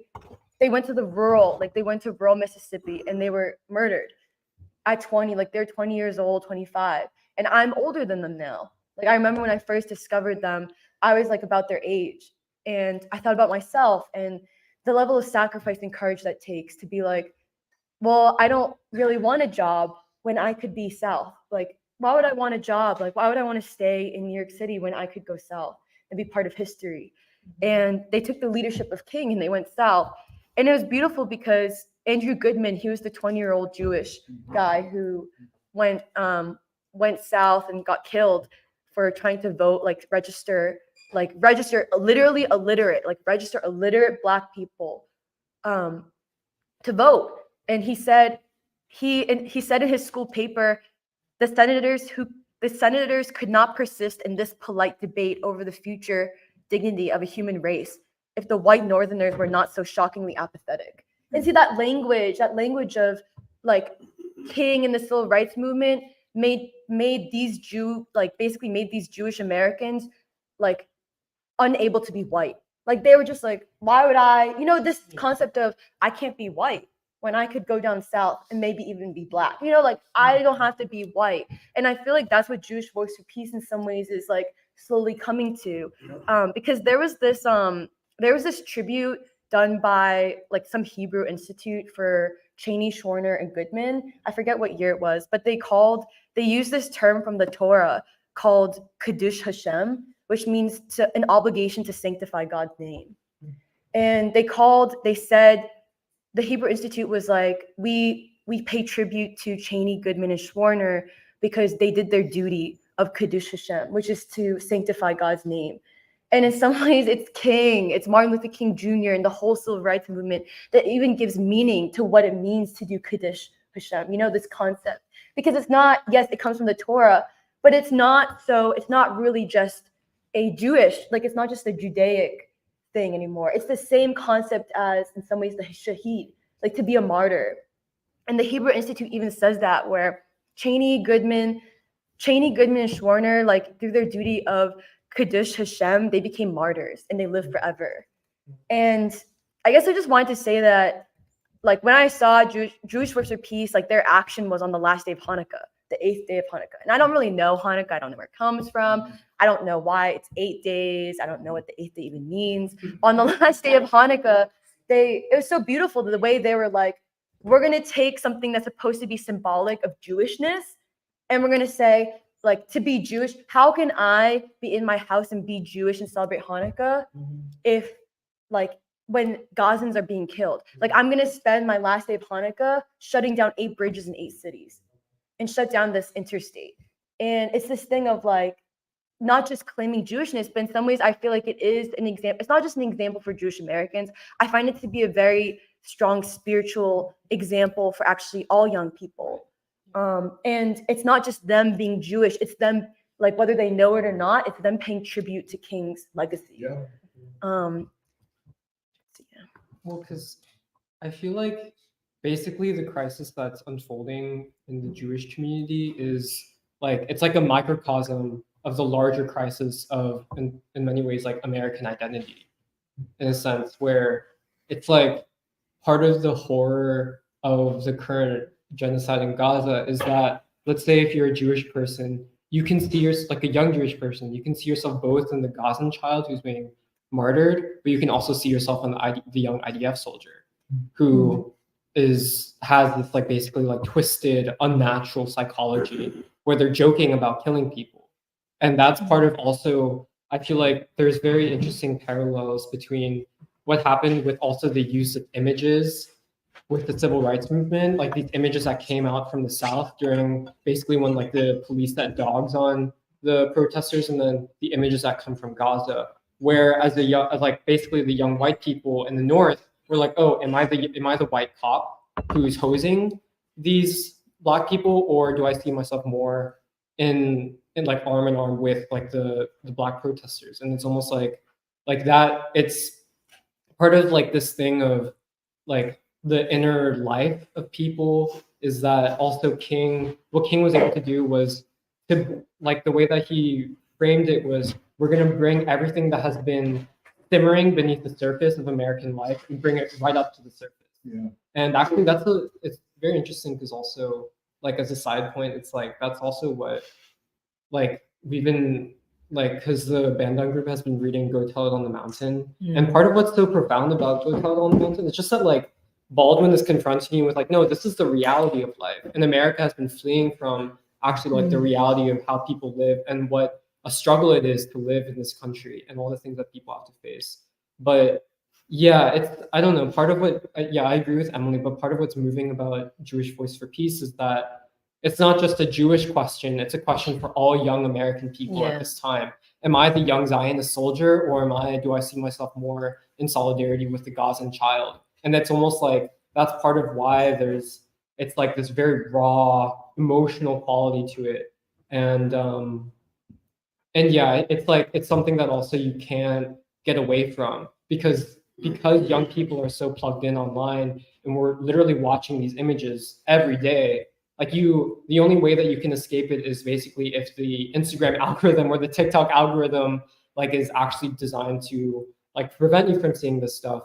But like, I don't know, it's just a very, very strange and like almost out of body experience to be, I feel like, especially a young person, because we're the ones who are seeing these images constantly, like on our like Instagram timeline or something, like always these images of children being killed, of parents holding their dead children, of like the young journalists who like basically millions of young people around the world have formed these parasocial relationships with like these like this group of young journalists in Gaza who are documenting everything.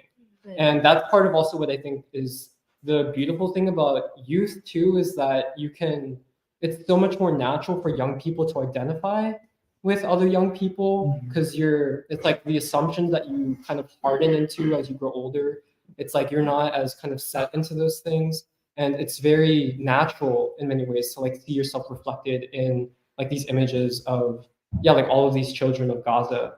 And yeah, like the other thing I also was thinking about was when we went to the protest that Alice mentioned against Biden. The other thing that was very interesting was like the one time I think there's like a white woman who I think was the Zionist who came out and was like giving us the middle finger, and but I was like, oh, like that's what it was like. Like that's like it was a snapshot of what it was like during the civil rights movement. That's right. When you had these the young Black students who were trying to desegregate the schools, and you had these like mobs of white people who came out to like yell at them and were enraged by something that they didn't even understand, but they were, I don't know, but hysterical. Yeah, hysterical. It was like this kind of hysteria that I don't know. I was like, oh yeah, like this is probably what it was like. But the nice thing was that it was just one lady, and it was like, but then it was like this large protest that was happening. Yeah. But I don't know. It's just kind of scrambled thoughts. But I think that is part of it's like this crisis of basically young Jews and of Jewish people.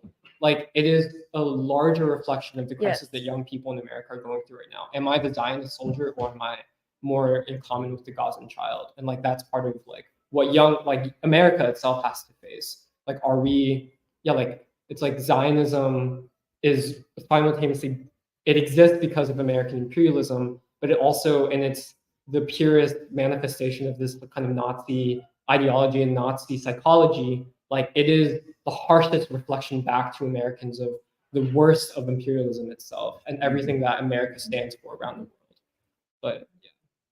Now, I was spiked by when the misogynity spiked me. And from my understanding, all of the diverse people of the world that have unity, they have one thing in common. There's no exception to this. They have a culture that is intact. And then they have a shared value system. What's most important to the people, what's next most important to the people, a system of values that is always and only drawn out of the culture. So the reason I'm kind of looking at that is the fact that the Jewish Voices for Peace,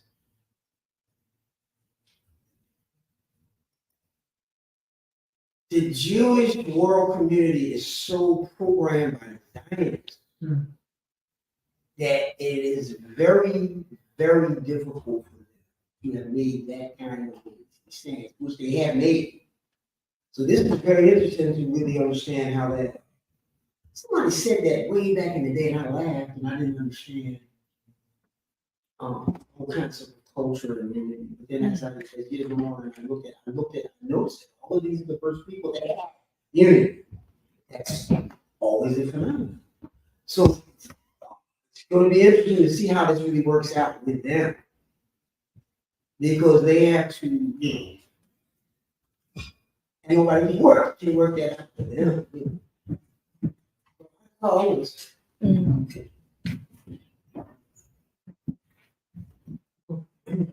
Yeah, fascinating conversation. I'll just read my last notes there.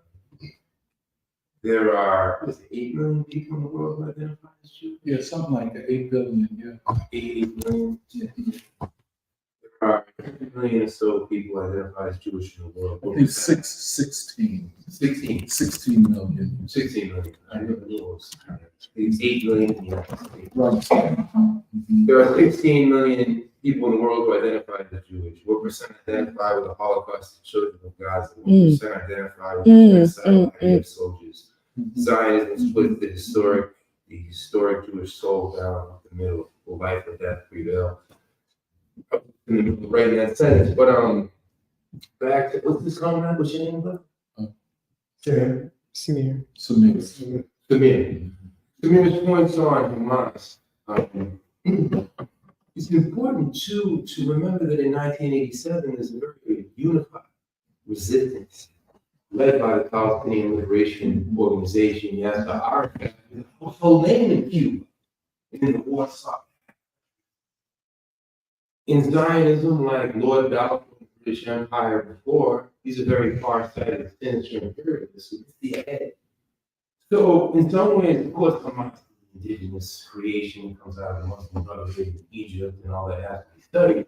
But it was also a very Israeli, Mossad, CIA, US imperialist creation so that they could divide and conquer the Palestinian resistance. And we've seen how that plays out. Hamas's ideology, there are big elements of Islamo fascism within their ideology, within their worldview, which makes it much more difficult ideologically to defend where they're at. In their charter, we had a study group on this book called Hamas Contained. He's one of the leading scholars on Hamas's history. In their founding charter, they say that the Palestinian Jewish people and all people who are natives to the land will stay right there.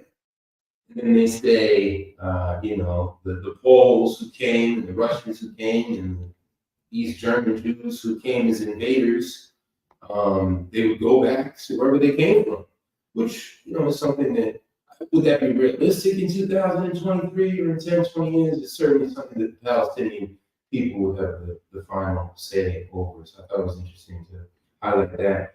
You're coming back to this dialectical, discussion, which I really appreciate. You're also voting as an individual in a swing state. So I was curious, hypothetically, counterfactually, if you were in New York where the Democrats could win no matter how checks, how bogus they are, and they're all bogus, and they're all genocide, just look at U.S. policy over the past 2 centuries. So I'd be interested to know how you would vote. Would you then vote there for a leftist candidate, a Cornell, a Flavia de la Cruz, or a Jill Stein? Had an interesting experience this week. I'm not sure if you all caught it. Have you heard of this group, If Not Now? Yeah. I'm curious about them here in Philly and across the country. I've had a strange enough experience with them, and I want to flag it a bit, but I don't want to talk about it publicly. That's more for what we did Vietnamese last week. So we all breaking the masters today over lunch. I'll come back to that. I think our agitation and our propaganda has to continue to hammer away the very point y'all have made. One of my posts this week that traveled the most because the censorship is hideous. I could reach millions and millions of people a month ago on Twitter. Now I reach hundreds. It's complete fascism. But I did put out a post with that iconic image. Forgive me, I don't remember her name, in Baton Rouge when she was integrating schools. Was that 60? Historical there. And those white supremacist mobs trailing her and contrasting that with the Zionist mentality in the West Bank, in historic Palestine, and the hatred. And this is an agitational point we can coming back to. What percentage of Israelis recognize Palestinians as human beings? Well, Straight up. that's right. And see, this is what they're going to have to reckon with. Baldwin talks about America being the last white nation. Israel will be the last white nation. It is a white state. It is a white supremacist state. It is, just, I don't know, of course, you saw the headlines today that the IDF killed these 3 Israelis who were trying to surrender with a white flag. I don't know what political effect that will have in Israel or here in the United States. I know for us, people like us, it's like, didn't we say this? Didn't we say this is who they are? And yeah. Okay, go ahead. You can say something. Yeah, you read my mind. I read your face. Well, it's funny, what keeps coming to me, and only because I know this, there's a book, a very scholarly book, written by a Hungarian Jew, but was suppressed by the Zionists. And it's loaded with information, but it's not hard read because, in fact, it's just to the skill of author. And the whole mentality of returning to a homeland.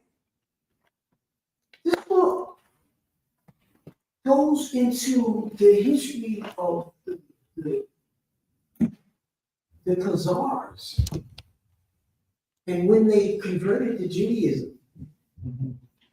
It tells you when they converted to Judaism and that they are not the people of the world.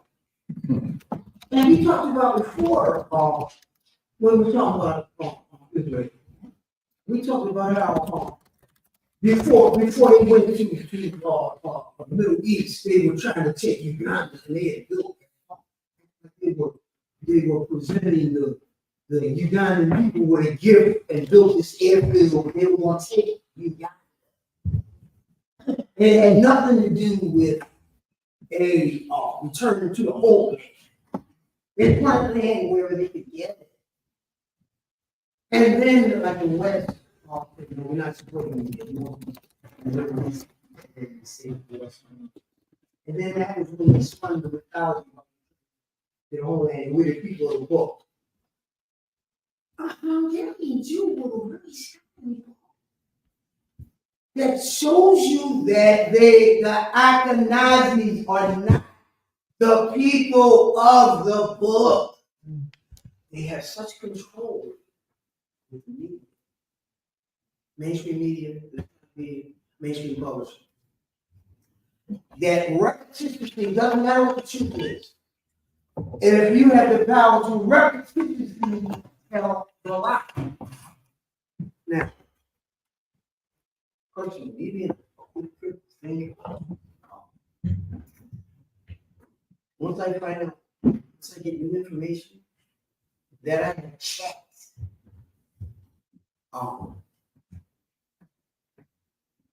I have absolutely no use for mainstream media. I've not on the television since 1990. I'm 35, and I always did it for 35 years. You know, I got images imprinted that when I die, I hold it, when I brush my teeth, but that means nothing. It's there forever. So yeah, I don't want to take that no further. Yeah, and that keep coming back to that because it's just so. It's such an insidious lie. Hell, by the way, my intuition, I meditated quite a lot.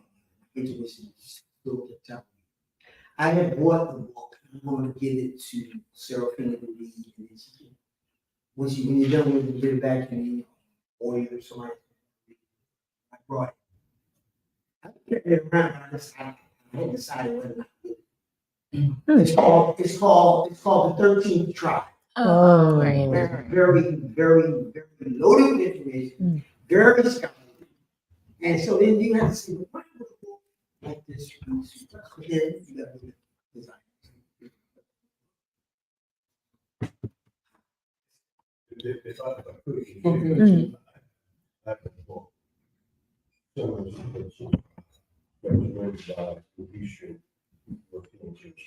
Speak a little louder, please. I have a book, the substantiates that we call the 13 tribe. All the works discussing the origin of the European Jews.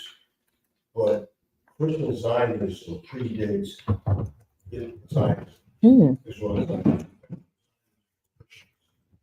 and see, one of the things that what's important, you have to understand the mythology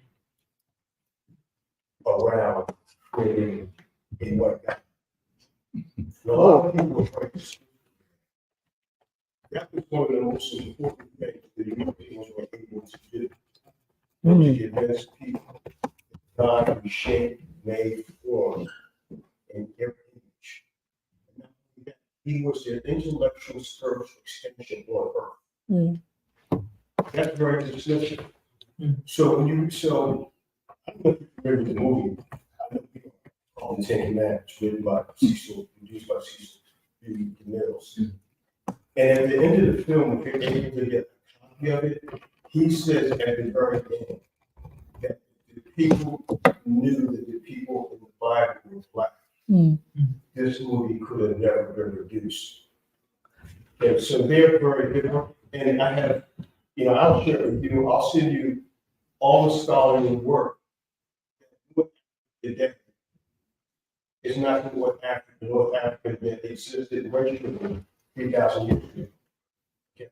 It's not a racial thing. There are anthropologists that are both French, British, from all over the colonial powers saying that the fertile crescent was inhabited by blacks. And then the Asians came in later and they intermarried and racial mixing. But a lot of people were very dismissive of that. Because when you think about God in the context of what it is, psychologically, you know, the white guy with long hair and beard, you think of Jesus. That was very purposefully done. It's not by accident. I mean, the first thing I have to do, I mean, if I'm going to colonize and control you, I have to first make you think that I'm God. It has to be deeply seated. So I have to create this iconoclastic, you know, this iconography, panoply of iconography, the libraries, the books. They show me as a representation of God. And you're here to serve me in my interests. And they have successfully done it, except for the Chinese. And I go back to that again. The Chinese are very unique. They're the only people of color who don't believe the white man's eyes are in their eyes. Because we invented it. You're right.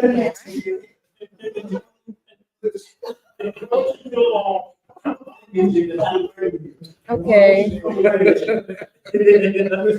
Go ahead. Okay. We have a planet full of niggas. Just like the The Arabs want God, the Indians want God, the Native Americans want God, the black people, they know the God, you somewhere that they can't. Okay? Because you can just see, the Chinese sit back and say, fuck that. You ain't got it.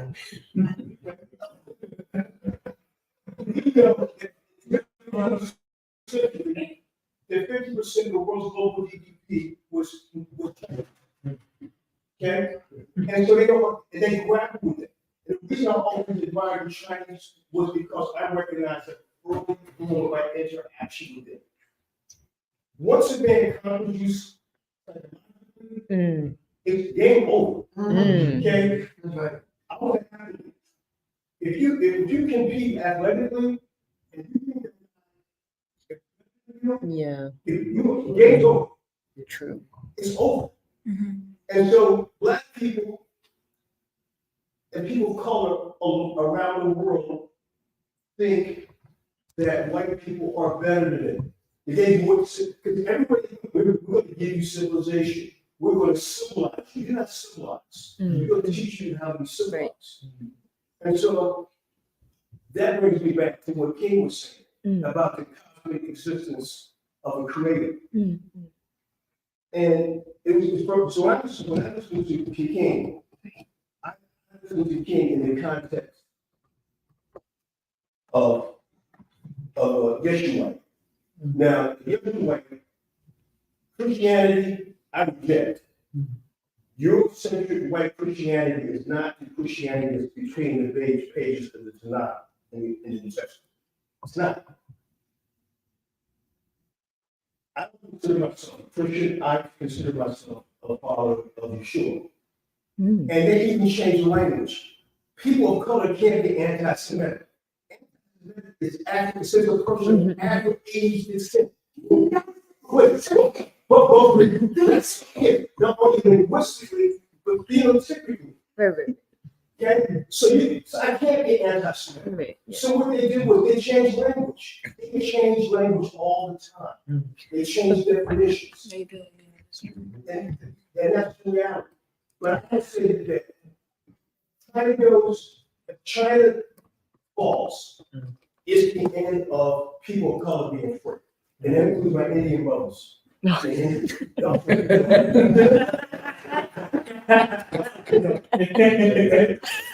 China, listen, my brothers, and you go down, you freaking dumb. It's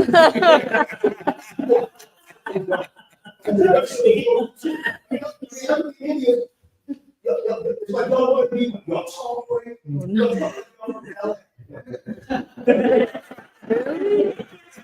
Oh no. Yeah, I'm so glad The Chinese are proud of being Chinese and foreign.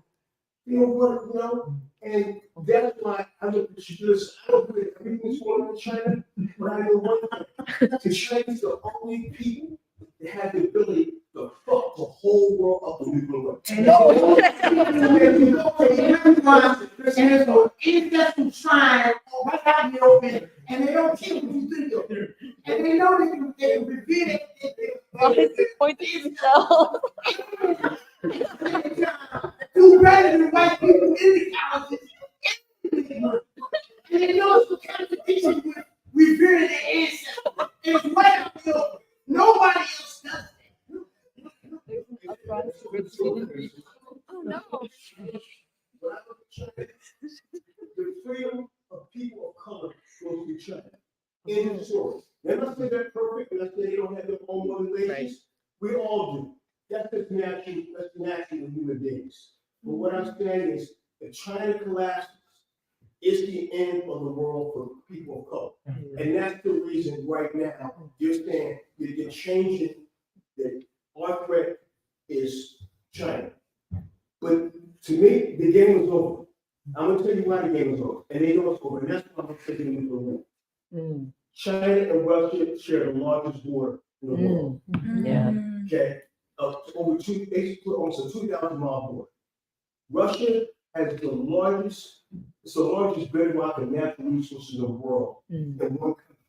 Because Africa is made of 54 countries. But in terms of a singular landmass, Russia's natural resources are freaking enormous. So then you have them, and they bid with each other.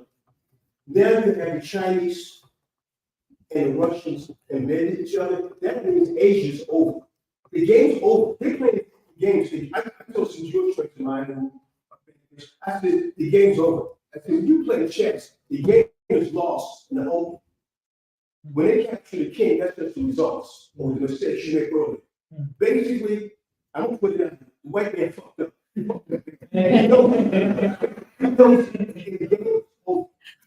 Okay, you got 1.4 billion Chinese. Okay, the Chinese don't need the American consumer market. If you have Chinese people credit cards, are you crazy? They're trying to do smart arts.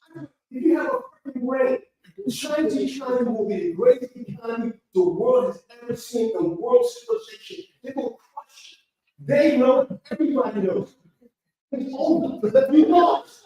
Now they just shoot it, so they're going to accept that, but they're going to blow the planet up. My father graduated from Penn. My father says older than me, because I was young, I was in my 20s. And my father was part of the Harvard Renaissance. I said to my father, I said, listen, you know, I was trying to work out the geometry of having peaceful life. And giving education, giving us access to education, giving us access to healthcare. He said to me, they'll never let me be a human being in this country. Never. He said, before they will let you be a human being, he said, you'll be sure to plan. You're not a judge.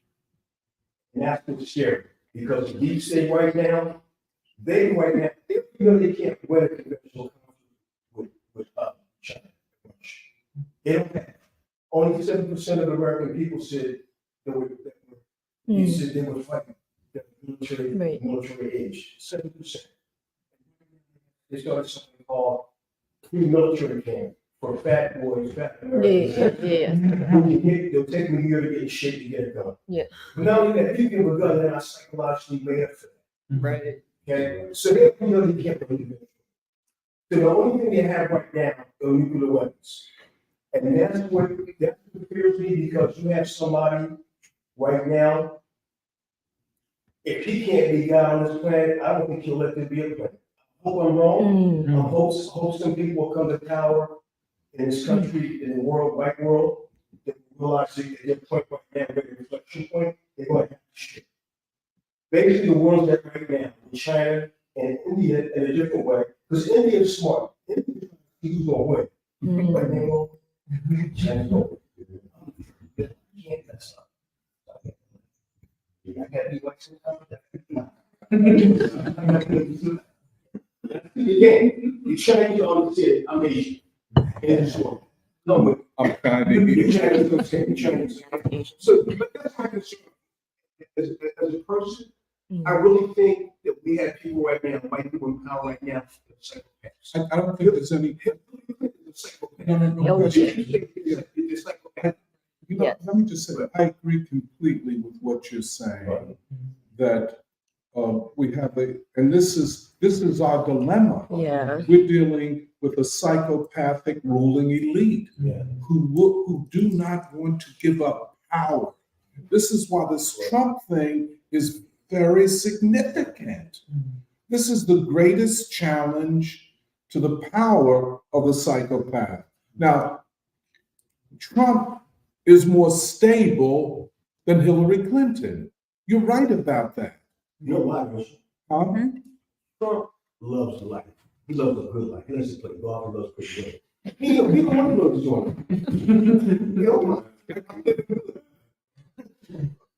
He's not here. And I would say this. He's what you talk to and negotiate with. Yeah. And I agree with you about this very much. And perhaps we spend not enough time understanding this group of people who rule us. They don't rule the planet.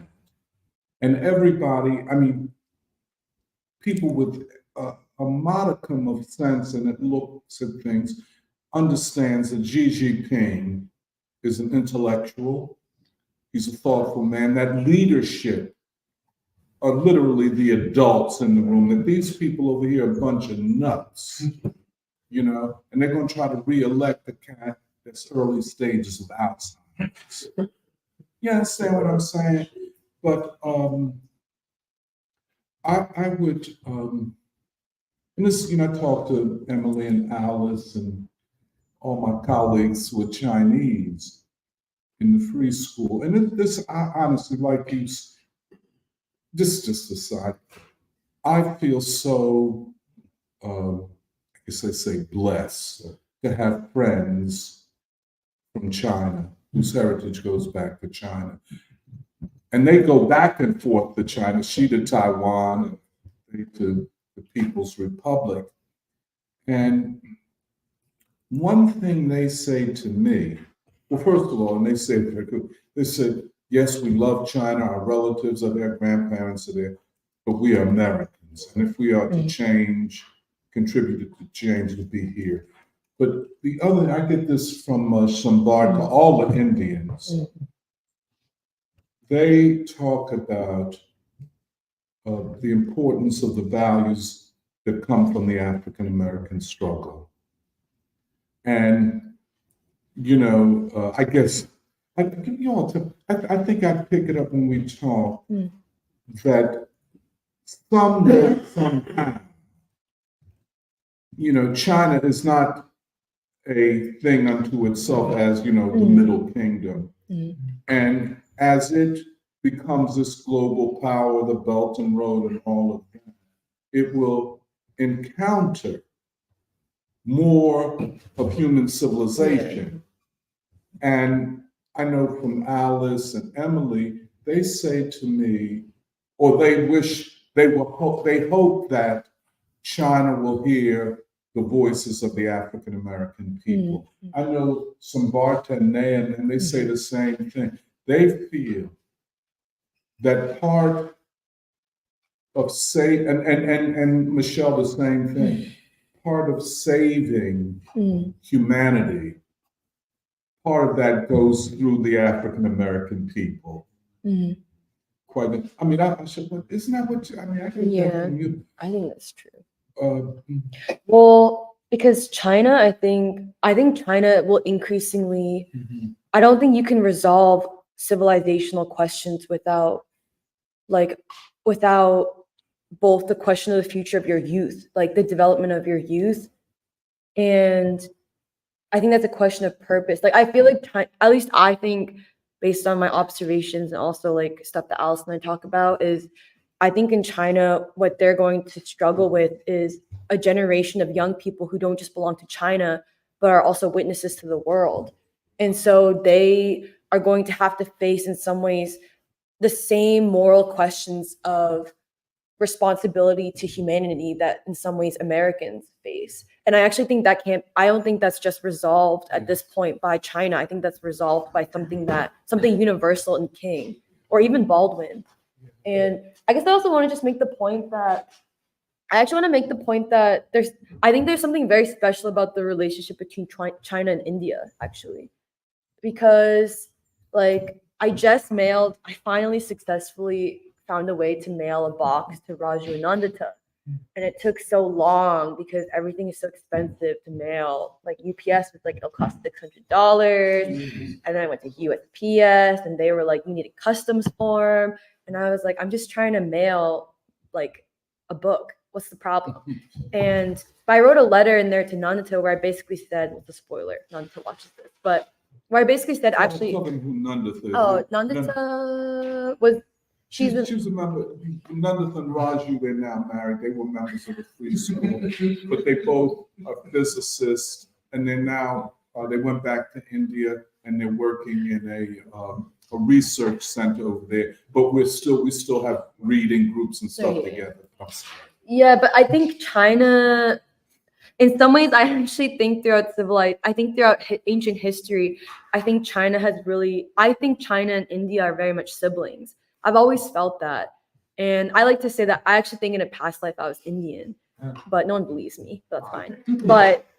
But I do think that China has depended a lot on India spiritually. And I think the same spirit that drove Gandhi and the nonviolent movement, and like it has roots obviously in Hinduism, but it's also roots in Buddhism. I think that's really important to China. And I think in some ways the only way for modern China to be able to furnish their young people with a certain spirit is not necessarily being like everyone has to be Buddhist or whatever. And it's not just Confucianism. I think it actually comes from something more similar to King. I agree. That's what I was just going to say. You know, I really enjoy listening to your analysis, Joe. But I think China is a far more complex place. Everybody's not marching lockstep. And I, can I tell the story of your grandfather? Oh, what about him? Oh, sure, whatever. Okay. Let me just say this, Joe. Let me just tell this. Her grandfather is a longtime member of the Communist Party of China and a respected member of scientists and so on. And of course, her parents left China during the Cultural Revolution. And I find the story to me is just so fascinating. And they came here, but her grandfather did not, and her grandmother, her mother's mother and father did not. And so it turns out that, her parents and her grandparents, they talk on the phone. And her grandfather, you don't mind if I just put my touch on it? Because I think it's such an interesting story. And what we really don't know about these things, her grandfather never wanted his daughter to leave China, which meant that he didn't want his daughter to marry her father. And this is an overlay, you know what I'm saying?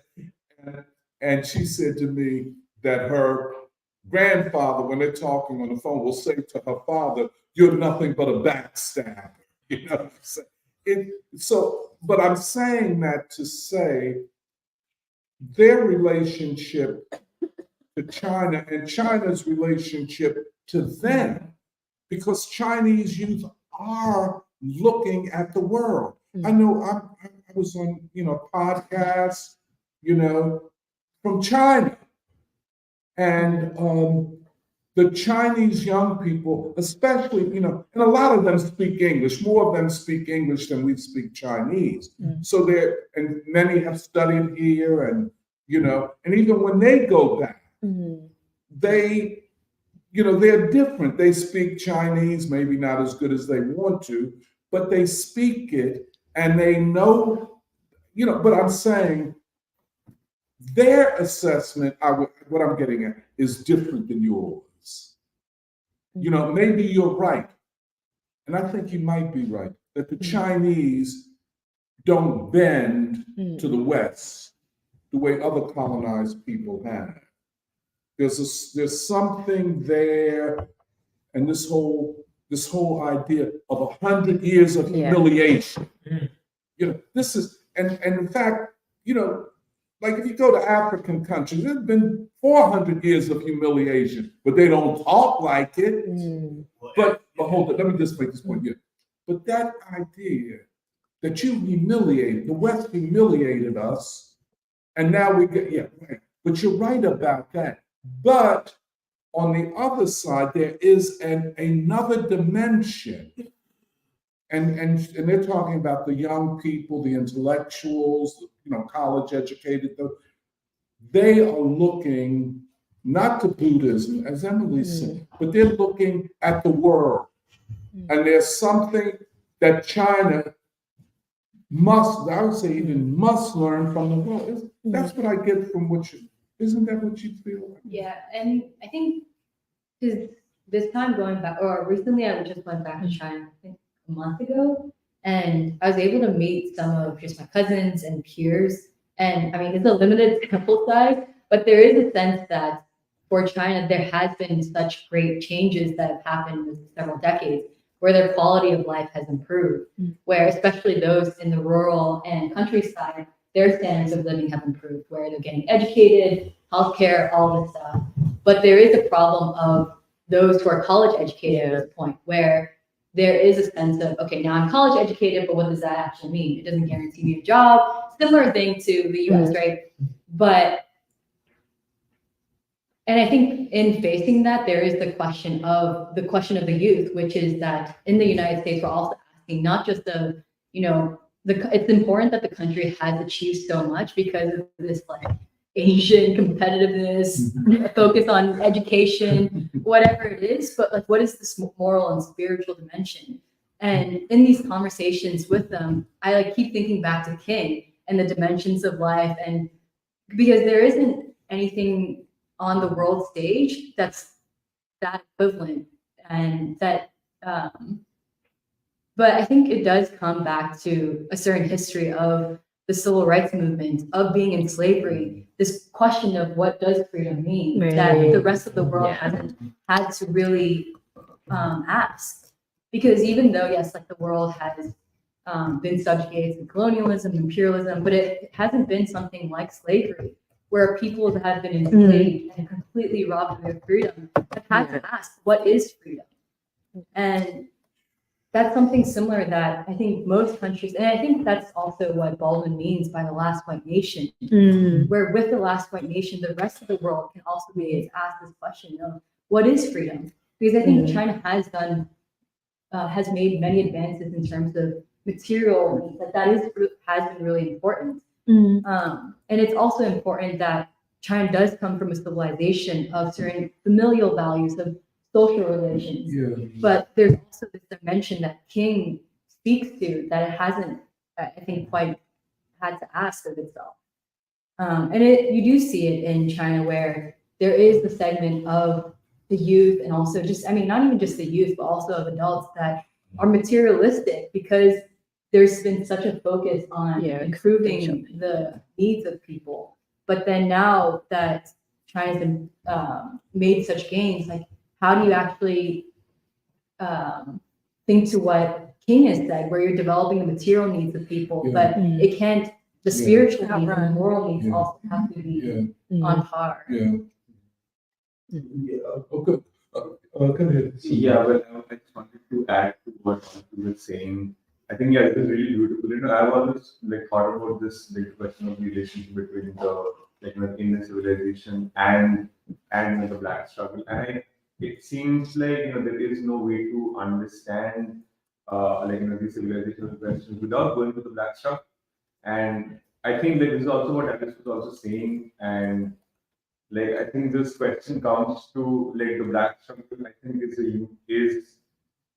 is a unique struggle in recent history, because it's constantly confronted with the question of Mm. the peace is existential, like the peace is existential to the Black struggle, I think, because the question is always not about, it's not about thwarting the colonizer, as the question is in colonized countries. But the question is about, peace and coexistence. Mm. And I think this is a question that has only been solved by the Black struggle. And like that's why we look to peace, that's why we look to border and what's not.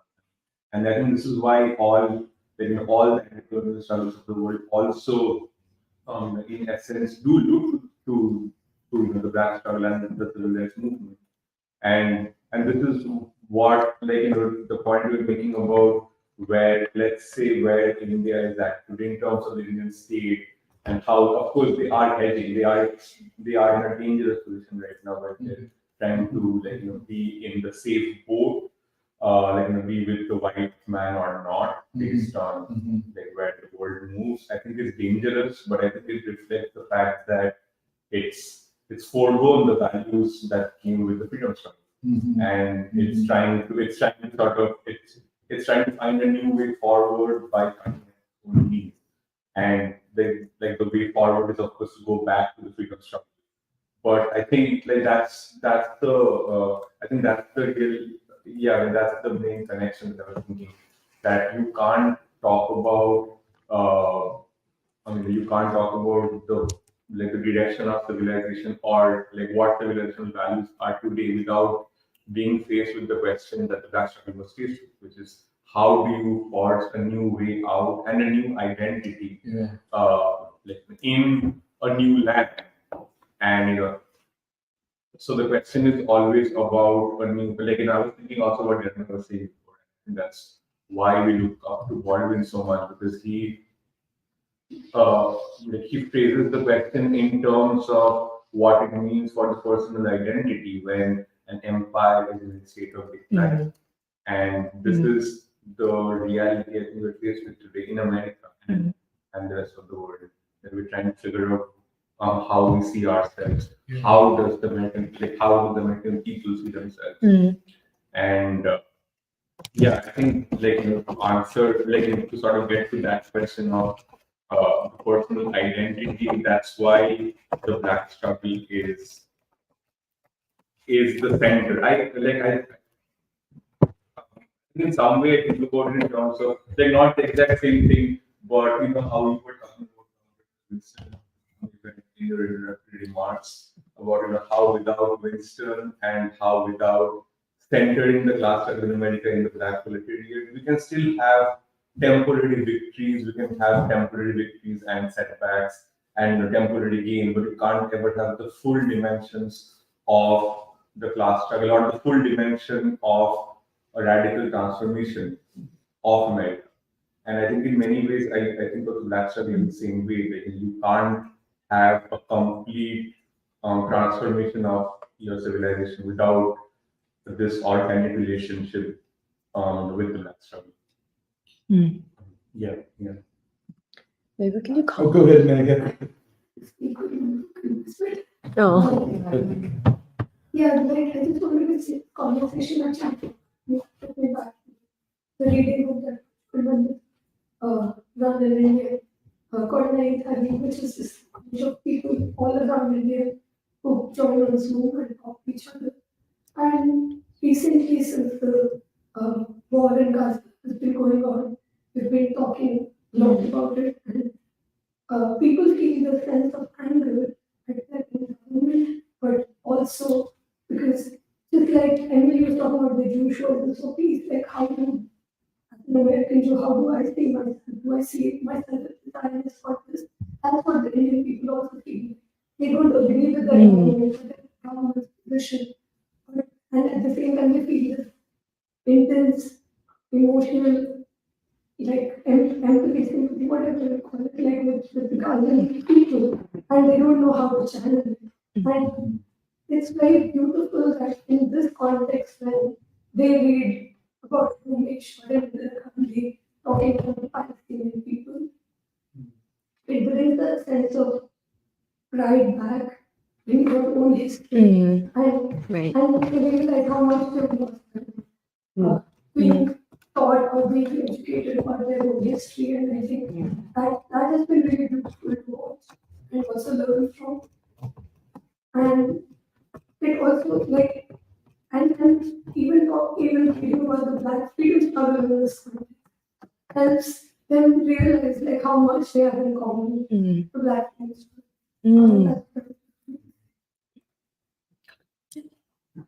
Go ahead, Joe, you wanted to say something? No. What I wanted to say is this, is that I think the biggest here in the West is, it's not, I don't think it's even Russia and China. The biggest threat to the West in terms of its continuing global dominance is China and India. Yeah. China and India together overnight would change. Their empire would collapse overnight. Literally overnight. China and India could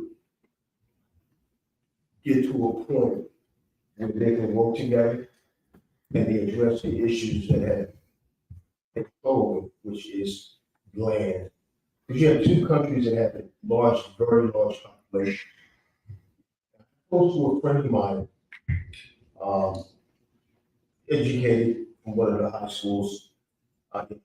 He went to Columbia. I said, you know, imagine if Russia stepped in because they have a large land mass and said, why don't you guys stop stealing over land? And we're going to sell this. We have no land. And we'll negotiate some kind of arrangement to give you greater land expanse for peace between one another. That is the single most threat to the West. And I think for India to be the kind of great nation it can, the way they offer the world, they have to address the caste system. That's something, and I don't know whether that can because there's a lot of religious items in the caste system, but the caste system is one of the things, my personal opinion, that held China back from what China can be. India. India. India. India. If India ever can resolve the issue of caste, because it's horrible. Group of people, I look at the caste system, pretty horrific.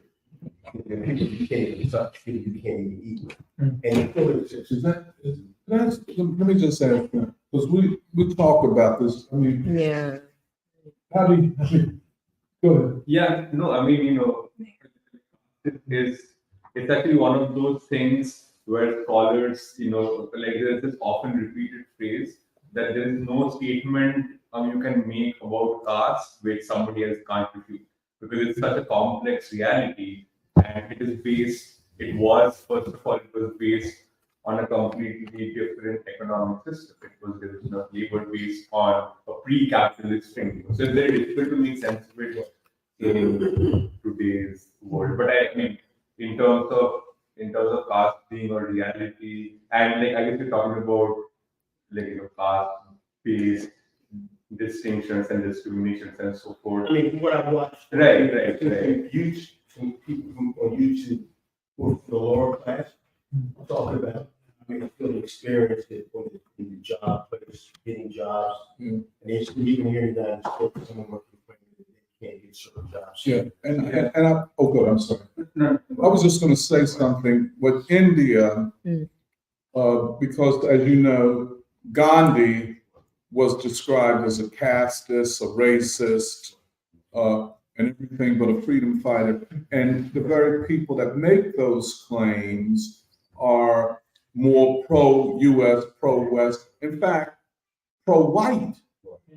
And so you get a lower caste person from India in the United States, which as soon as he arrives here, they begin to transform more or less into a white person. But I think with India, if I might, just my own observation, and we're not going to spend a lot of time on India today, but a caste, and you're right about this, is part of the historical legacy. And it is most institutionalized in those parts of India, which are the rural, communal, well, I put it, the more backward areas, similar, let us say, to the U.S. South before the Civil Rights Movement. And that's why I don't think, they have affirmative action in India that would make, which we don't have here, but anyway, I think India's problems of modernity are complicated by the failure of the political leadership of the country. And I agree with you 200%. There's no reason that for this Modi government to try to be playing both ends of all questions, and then ending up with the West and Japan and Australia. We talk about it with Neha and others. It's just the worst kind of opportunism, and it's embarrassing to see a leader of India sitting up with a bunch of white people, and then going to condemn China. But that's Comments. Oh yeah. Can we go to the chat, see what people are saying? So, okay, there have been some pretty interesting comments. First, though, Todd, Shantanu, Christopher Romero, Kathy, Porba, Brother Gregory, Marty, all say good morning. And the first comment was somebody from Pittsburgh commented, Al Sharpton is to Black people what Rabbi Shmuley Boteach is to Jewish people. Okay. And that's RFK Jr.'s rabbi. Okay, Todd said, Joe Biden and those pulling his strings is an existential threat to human civilization. And then there was an interesting sort of conversation in the comments about JVP, tactics of civil disobedience and disruption. So Todd said, with deep respect, I don't see how shutting down highways in any way wins over regular working people over to our side. Most people are neutral on the subject of Palestine. Making them late for picking up their kids at daycare doesn't win us over any converts. And he continues, anarchists openly compare a few dozen people shutting down a bridge to Martin Luther King. They compare the few dozen people who shut down a bridge to King building a universal movement of thousands marching in the Jim Crow South. And he says this shutting down of commuter traffic, that tactic is also done by Extinction Rebellion, which is another Soros project. And then BK says, I hope JVP does not turn into another BLM, but it would not shock me. Christopher Romero asks, how does the highway protest compare to the protest in Washington state that temporarily blocked weapon shipments to Israel? And that was done by the Arab Resource and Organizing Center. So yeah, that's an interesting question. And then Todd just says, most all Buddhists live in China. And then Christopher Romero also has an interesting comment. Okay, this is sort of a long thread, but he says, I find it interesting comparing China to the DPRK when it comes to the discussion of human universality within civilization. North Korea seems to have a lot of active efforts in raising the future generation with more philosophical ideas, merging them with everyday life, not just dealing with improving material conditions. Perhaps here in the US, we'll see a similar tendency where the legacy of the civil rights movement and of King could be merged with an improvement of material conditions. And he says, my mind immediately goes to social relations and art, like with music, architecture, and whether or not these are tied to and actually represent the philosophy of a civilization. Yeah. Well, with Todd's comment about shutting down highways, I think that we should probably clarify whether, what if the Jewish Voice for Peace is not in the legacy of Extinction Rebellion, which is ultra leftist niche group, versus being in the tradition of civil disobedience of the civil rights movement. And yeah, that's what I would say. I think, for example, them shutting down Grand Central Station, which is and even 30th Street Station in Philadelphia, I think that's very significant. I think the fact that they're doing it and it's an expression of their own existential crisis, which actually more young Americans should feel. I actually think it's very courageous. And yeah, and I think Yeah, and I also think that I'm not sure. I guess I'm just not. I would not put Jewish Voice for Peace in the same camp as Extinction Rebellion, because I don't think it's. What is Extinction Rebellion again? It's like the environmental activist Oh, people okay. who like super glue their butts Mhm. to like super glue their feet and like body parts to oil Mhm. thing, like ultra leftist. Yeah, Like, yeah. yeah. Yeah. The other thing is, I think that what the forms of protest, in fact, they're shutting down I-76 was only for a brief period. And I know it might inconvenience a lot of people. I know if I was trying to get home and so on, I would feel a little inconvenienced. But what protests like that are designed to do is to make those in the comfortable countries, the rich countries, feel inconvenient. And that's, King said that also, that we want those who feel comfortable to be uncomfortable. And so on. So that's, yeah, I wouldn't put the two against each other, but I would agree with Todd that the objective is to win the people. I think pretty much the people have been won. They're not, the polls show you. Oh, go ahead. Well, I do think part of what I'm curious about is how does the recent memory of the Black Lives Matter and George Floyd protests, how does it color people's perceptions of the Palestine protest? Because I do think that I don't know, like it's largely a question for like the Trump people, where I think a large contingent do see like the Palestine protests as basically just an extension of George Floyd, and they see it as just like wokeness, or like I think that is the more basically conservative kind of way of viewing it. Yeah. But we don't. I think part of it is we don't actually know how people would don't. actually respond to it and how they would view it, because I do think it's not like this question of like civil disobedience and stuff.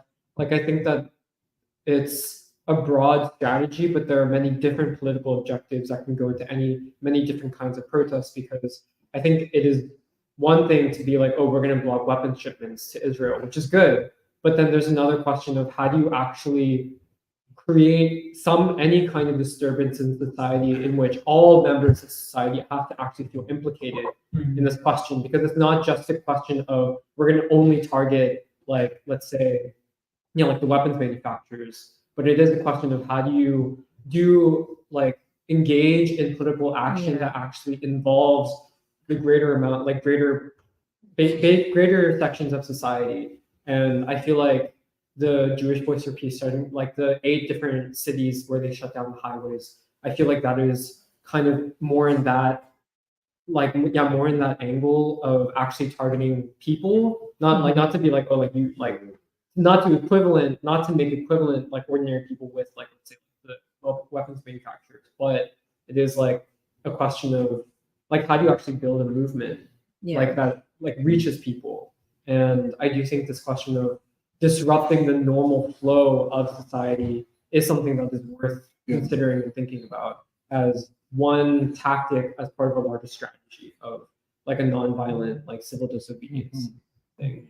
Especially when the media has tried to erase every dissenting voice. And especially Jewish voices for peace against, quote, the Jewish state is a very important thing. And because most people think all Jews support Israel. Oh, now it turns out a whole lot of Jews don't, including the Hasidim, you know, who are just going buck wild, talking about from the river to the sea, Palestine will be free. And these are Orthodox Jews.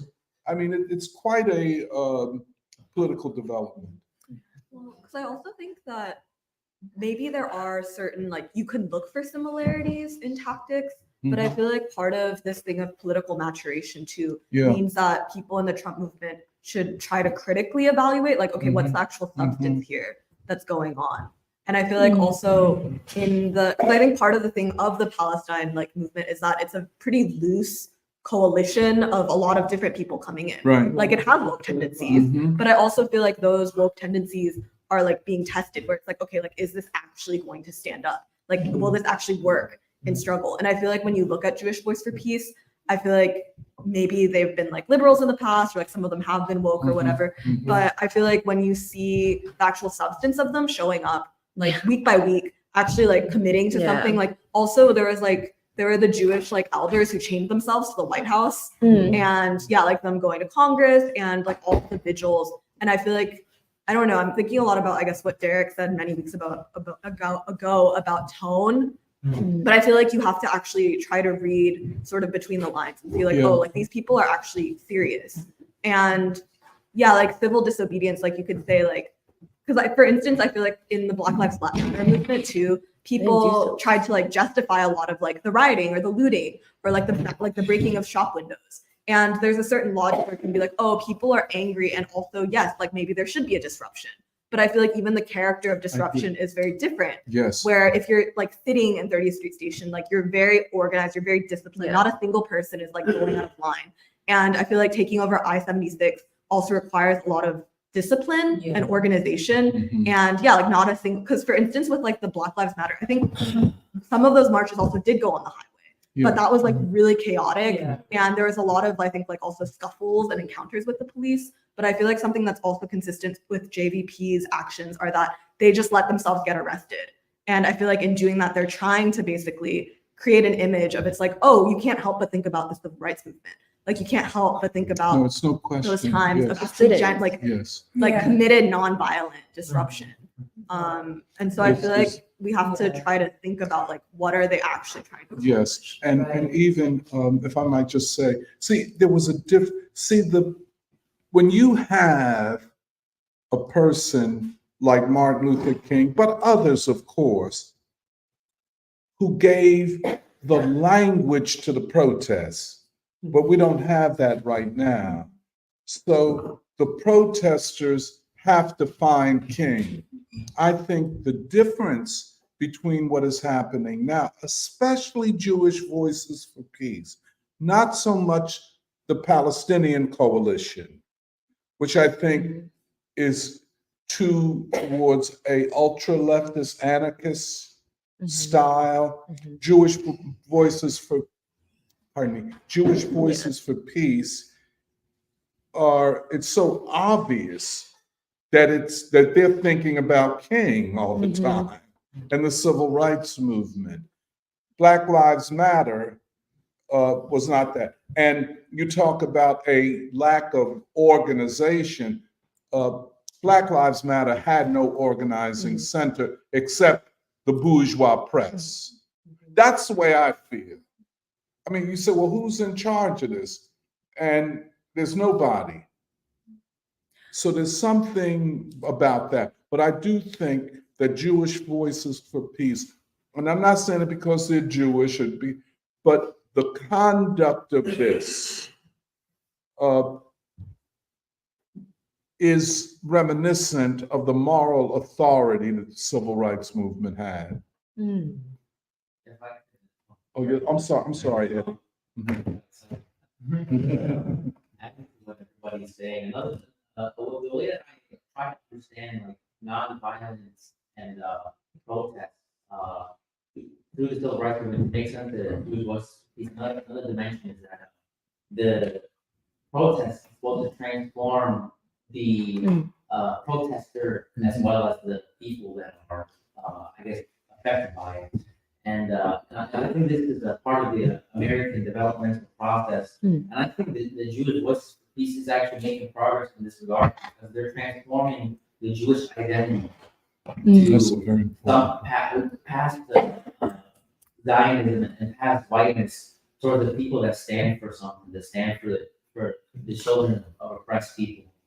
And like I said, I still think they're in their developments. You know, they're trying different things out. Like let's block weapons manufacture. That's a good thing too. That's removing your participation from injustice, which is confronting something that's wrong. So we're removing our complacency with what's wrong. That's positive development as well. And and similar to what other people, so we want to make this something that is in the minds of people. We have to, even if it's an inconvenience, you have to feel uncomfortable with what's going on, because the media is not going to allow you to think about this if they don't have any resistance. So, yeah, I still think they're we all said finding a voice and a language in words and in their political action.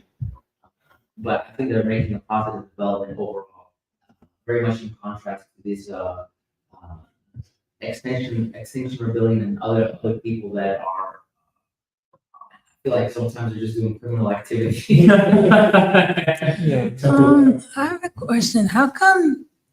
Because with the George Floyd situation, there's like a lot of like ability for NGOs and co-opting of, you know what I'm Yeah, saying? that's a good Very question. interesting point. I'm Of sorry, I that, didn't of interrupt. that Yes. moment, and also like the overlay of, you know, the Black misleadership people and like Obama, but like I have a question because when you brought that up, I was like, that's interesting because Black people are organized. Like, I feel like they do have a sense of how to organize. So it's not like, but we know that there's a crisis or there is an ongoing crisis in the Black community with violence and the degradation of the home and family and things like that. But but then so I'm kind of curious about that whole phenomena and how the nonprofit complex can't, in a way, supersede the movement that Jewish Voices for Peace is putting up. And the second thought I have is just the importance of King throughout the whole, because I agree. And when we're talking about the leftists earlier, I was like, we always talk about leftists. So I have a feeling like I understand the contradictions in the ideological, commitments that people make. But what is a left? What is a left for? That's what came into my mind. And also a moment where the center is not, holding like you had started out saying with. The other thing to that is a response that I had to Joe, because what was that quote where that was it Richard Haas that said he was scared of the American people more than the greatest security threat was not China or Russia, but but the American people. But like, what is also the American people besides King? Like, it's King that he's afraid of, and that's the same thing that Sambarta and Neha are speaking to, and what Alice and Emily were speaking to when they're saying, well, the people of my civilization is looking to the world where they're looking for King. They're looking for like this America that could be.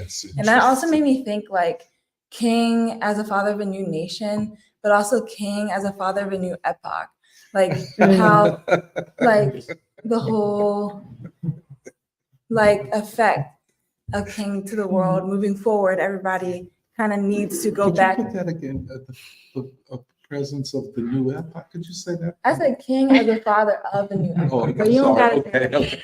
So interesting. Go But ahead. I was only just thinking about that because that's what everybody is going back to. So that was my 2 cents. But I think the interesting connecting points of those thoughts is how to get back to King for a real, like in my mind, a real left is like a intellectual, like the philosophy, the scientific, analysis as a social, like this, like a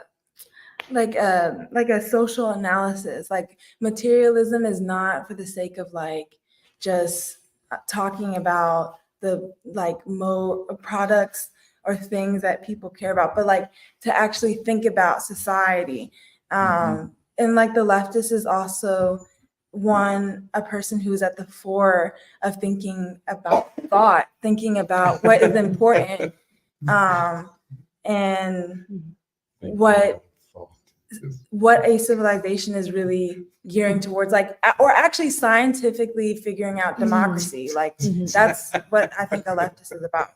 But is it just for the leftists, or is it for the whole people to also partake in that scientific analysis? And so, like, there's levels to the development of, each person in the society. But because I'm talking about how we are all a part of freeing ourselves and that kind of thing, and tied ultimately to that, or everybody is tied ultimately to the purpose of, freedom, truth, those things. But yeah, the first question was how to get back to King. Well, Emily, oh, I'm sorry, finish. Mhm. Could we go to our last part, because it's already 1:45, and I know some people have to leave at 2. So we want to talk about, we went to a great concert by Patti LaBelle last Saturday, and it had so much meaning. And then Alice and Emily and I ran into a friend named Foster Child. He's an alto player. He was in the traveling band. You know Foster? No. Yeah, he was in the traveling band with the Philly International Sound, with the Blue Notes and Hal Melvin, and the Delphonics and the Stylistics. And so he gave us certain further insights. But I don't know, you want to talk? You want to start off talking about the concert? And I know so Martha was very moved by it. Well, yeah, okay. You know, yeah, I think going to a concert like this, okay, like I just talk personally, because first of all, I hadn't heard of who Patti LaBelle even was, like till before 2 days before the concert. How you know what to expect.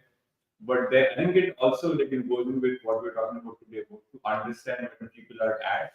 And I think it was really moving to see, like, first of all, at a concert like this at the Met in Philly, it was, I don't know, like 80% Black people at least. I think 90. I think, yeah, Yeah, so, like, mostly Black people, and just how people relate to an, like, to an icon like Patti LaBelle. And I think to what I think Ransom was also saying at some point today, that it's something really beautiful to see, like, this kind of a gigantic figure, but how she relates to the people almost like a familial level, that you were relating to her, like as you relate to your sibling or your aunt or something like that. And I was also moved by how, it's like it was a concert at the Met. It was not a cheap affair, and people who were at like the front seats and so on. These were not like cheap.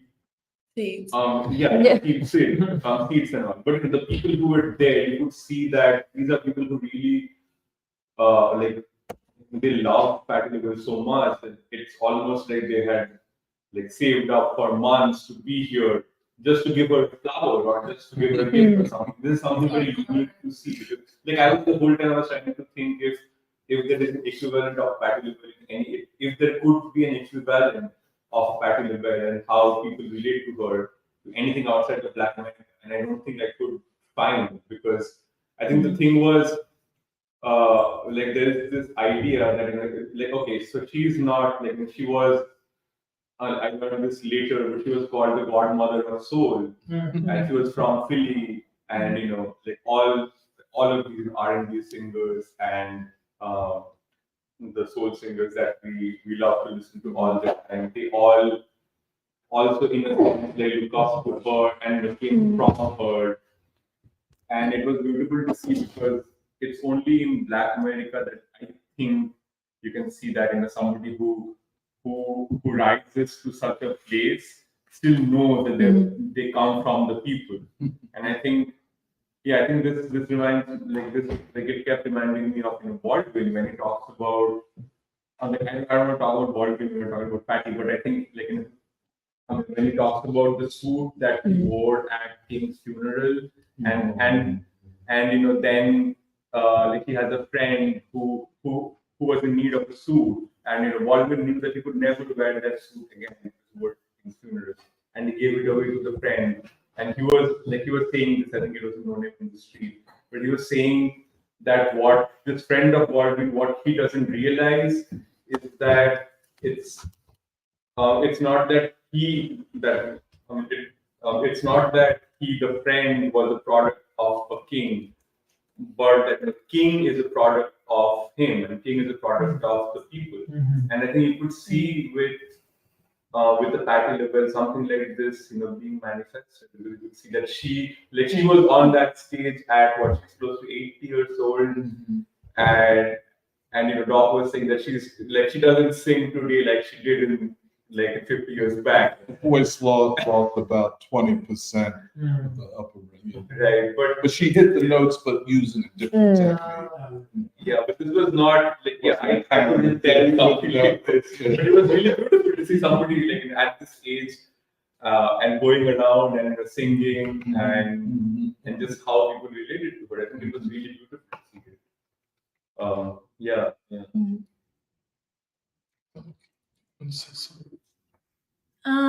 No, I mean, I guess that was the first time that I've gone with everybody to a concert like that.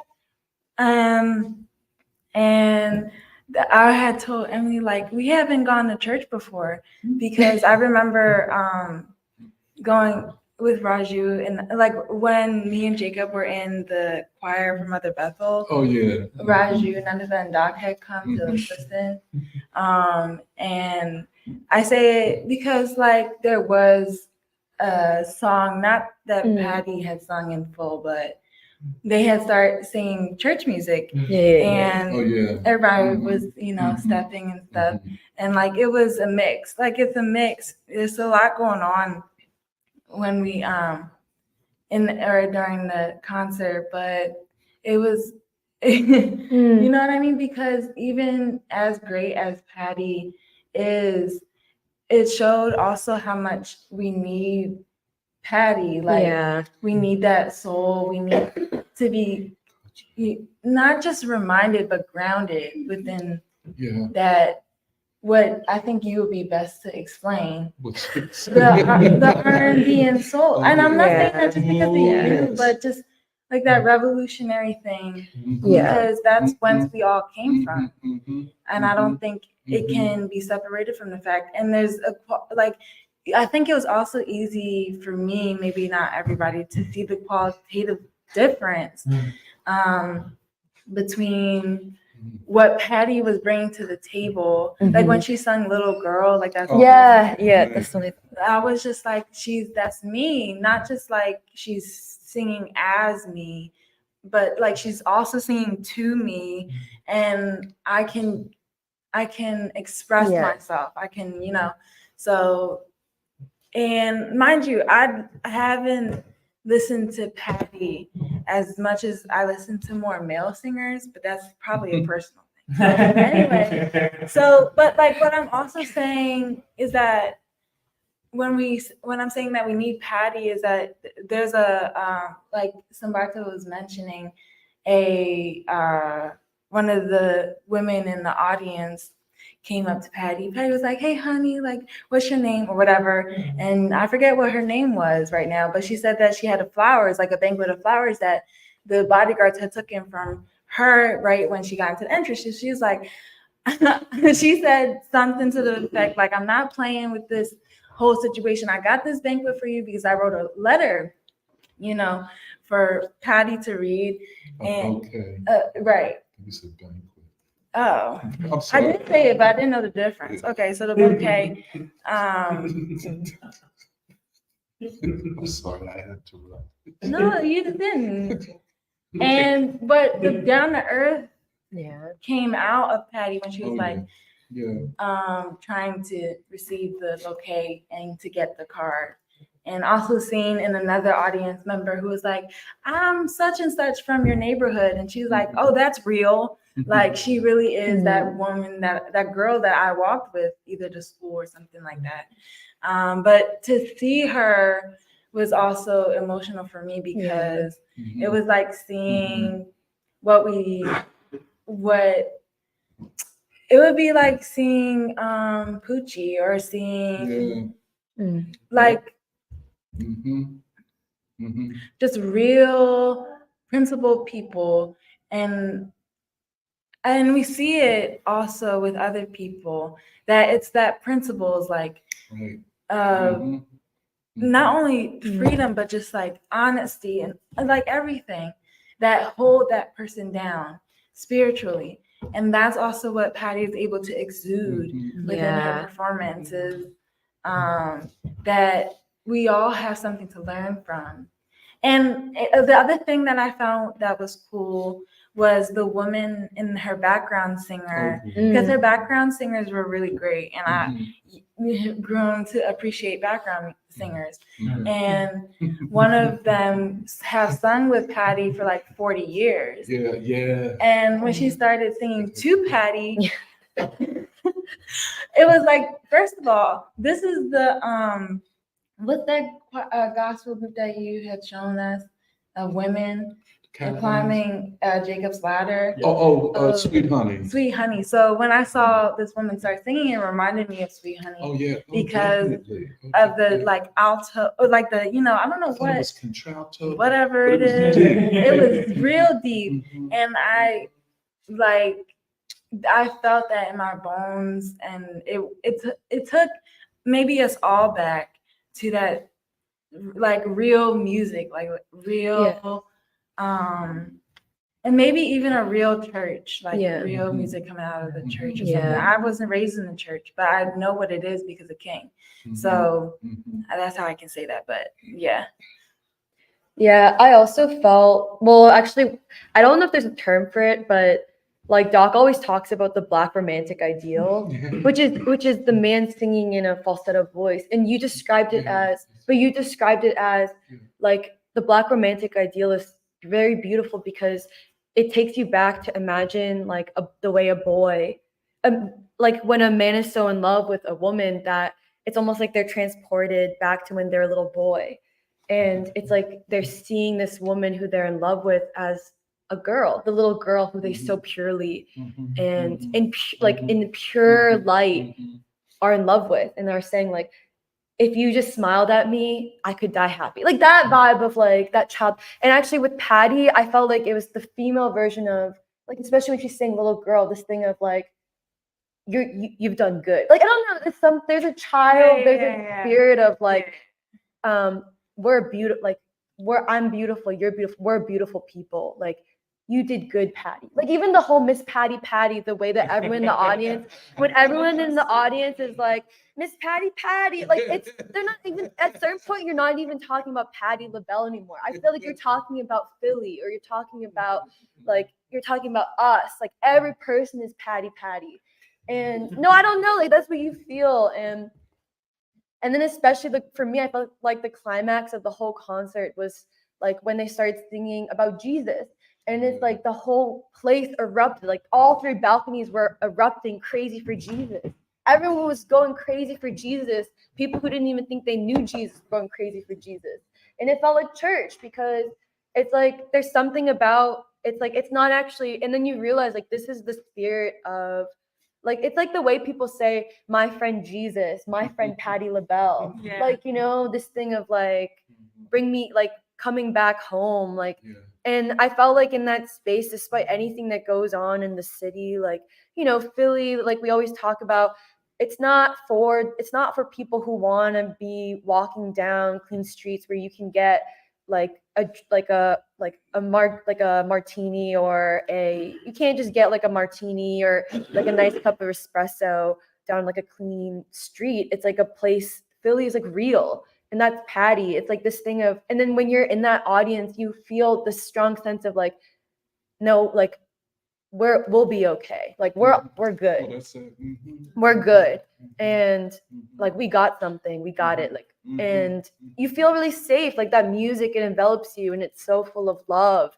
It's full of love, but it's not like love, like, oh, everyone, we're all good. Like it's about like I don't know, you feel a sense of struggle. Like we've come a long way. We've come a long way, and we can keep going for a long time. Because stuff like that, like you go into it and you leave better than when you get into it. Yes.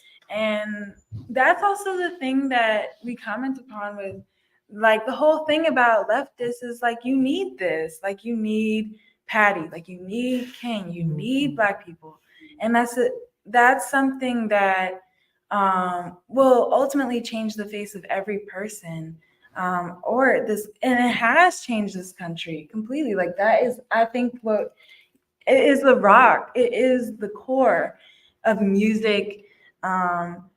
Nothing that was created, like you say it better than me, Doc, because I don't know all the specifics, but I just have a feeling that like out of that 60s, like the music, the sound, what was being developed could not have emerged in the same way, not only without Black people, but that freedom, like that caused a shift in like the whole sphere of human relations, the way that the instruments are being used, the voice, like that's all details to explore and use. And that's also what people have as tools to use for their own ways to think about themselves as instruments of God or freedom.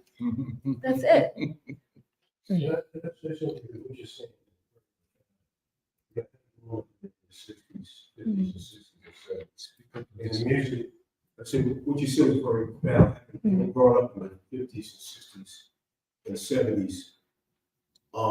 When I look at music today, the new genre of music that's on the scene, they have confiscated the Black man's soul flame, the powers that be. You listen to like Stevie Wonder and what he's sung about, like the Book of Life, remember that, okay? The Keys of Life. You listen to Sam Cooke. What they've done was the media, the capitalist class realized what music was to Black people. And they've come in, and now when you listen to hip hop, it is very, the music is brutal. It's about gang killing. It's about not seeing women as women, but as objects. Even treat a dog as well. And so I think that is what has led to what you see right now is the decay of the social norms of our community. Music is very powerful. Music has a spirit. It talks to people. It can direct people. Music can give you thoughts that you wouldn't normally have if you haven't heard that beat or that tune or that note. And so I think that I think about music in many ways. Like when I listen to Beyonce, there's nothing redeeming about her music. Right? And the music that right now is in our community is very destructive. You know, and you see the effects on the society, the young children. Because the music today, not all of course, I mean, jazz is still being retained, but in terms of popular music, I can't. It's music that does not speak to the better side of our humanity, especially what I listen to it. Yeah. So I just having come out of that, and you know better than I do. But think about listening to Pharoah Sanders. Yeah. You know better. It does. This is a guy that used to talk to Sun Ra every week, and Tuesday at 12 a.m. he was working. But I want to say one thing about this. If music and art is just to make money, then it does not speak to what the people need. What is called rhythm and blues. I know I have a friend who says that original rock and roll was Black music. Yes, it was. And what's his name? Electric Mud. Not Oh, Bobby Muddy Wood, Waters. Muddy Waters said the blues had a baby and they called it rock and roll. But I think what we call R&B as a genre is really the music that kind of begins or crystallized around 1960. It is therefore the music of the civil rights movement. That is not to say this is the music that people were singing as they protested. Well, that's more like Sweet Honey in the Rock. But everything about this music bespeaks of people who are awakening to their own beauty and their own potential. And certainly that's what you hear in Patti LaBelle. And that's what has never changed.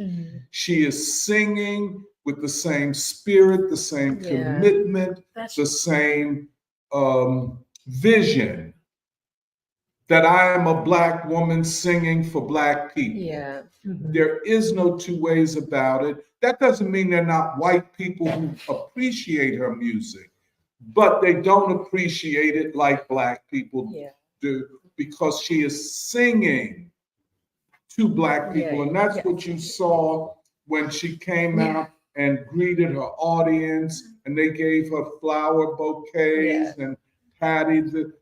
And even I'll say, she lost about 20%. Everybody does. You can't sing at that level. The voice can't carry.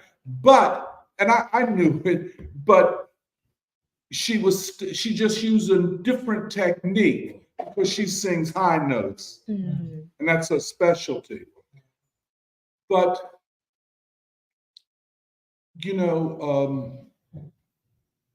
Patti LaBelle, I know a friend of mine and I used to debate. She would say that Whitney Houston is the greatest singer since Aretha. I argued, well, I didn't argue, I just said, well, what about Patti LaBelle? And she said no. And her argument was that, and people will make this argument, that Whitney is a more polished singer. But Whitney was commercialized right out the gate. That definitely, as a crossover artist with a great voice. Patti wasn't like that.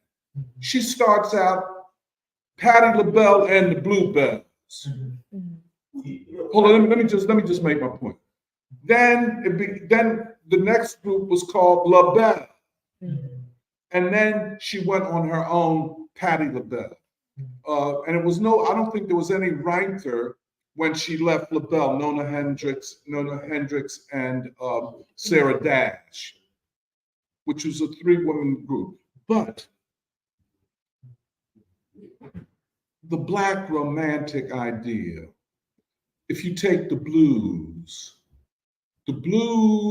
can be happy, it can be sad, but I don't know that the blues ever celebrated the other person, the lover, the way rhythm and blues does.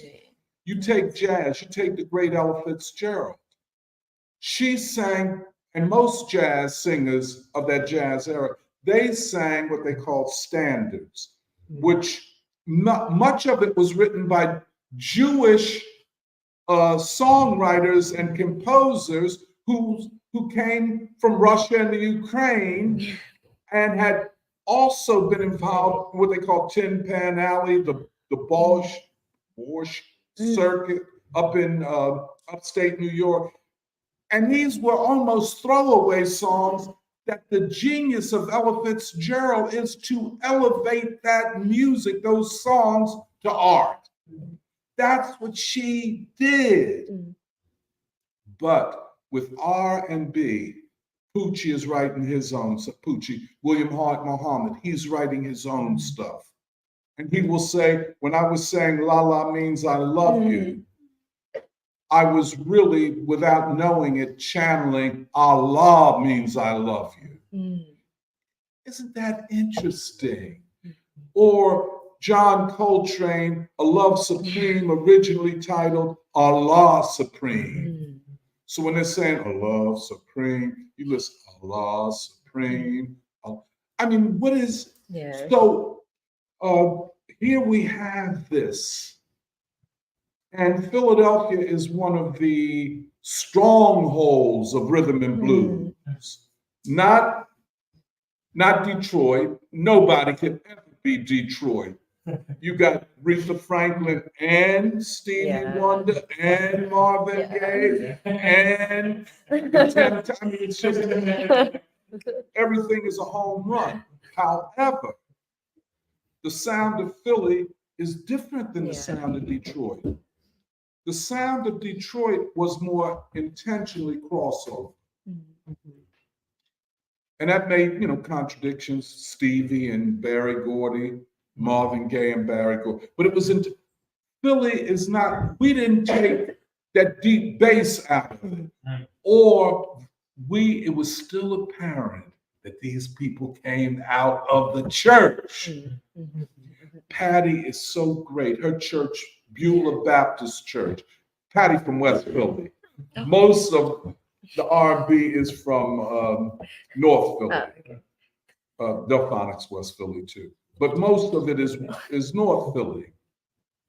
Just like most of hard bop. North Philly, Richard Allen. You know what I'm saying? But the ideal, the vision, the intention of the art is to elevate Black people. It's all over this music. I make the argument, I don't know whether Michelle and Ransom will agree here. Jazz is respected around the world, although the artist may not be respected, die in poverty. But the form of music is respected, and it's avant-garde, and it's hard bop, bebop, modern jazz, whatever. Jazz is highly respected. R&B is not. It does not get, it's almost as though this is not great music. Classic rock is more respected than R&B. You know what I'm saying? It's nowhere in the world the Beatles should be put on the same level as Earth, Wind, and Fire or Stevie Wonder.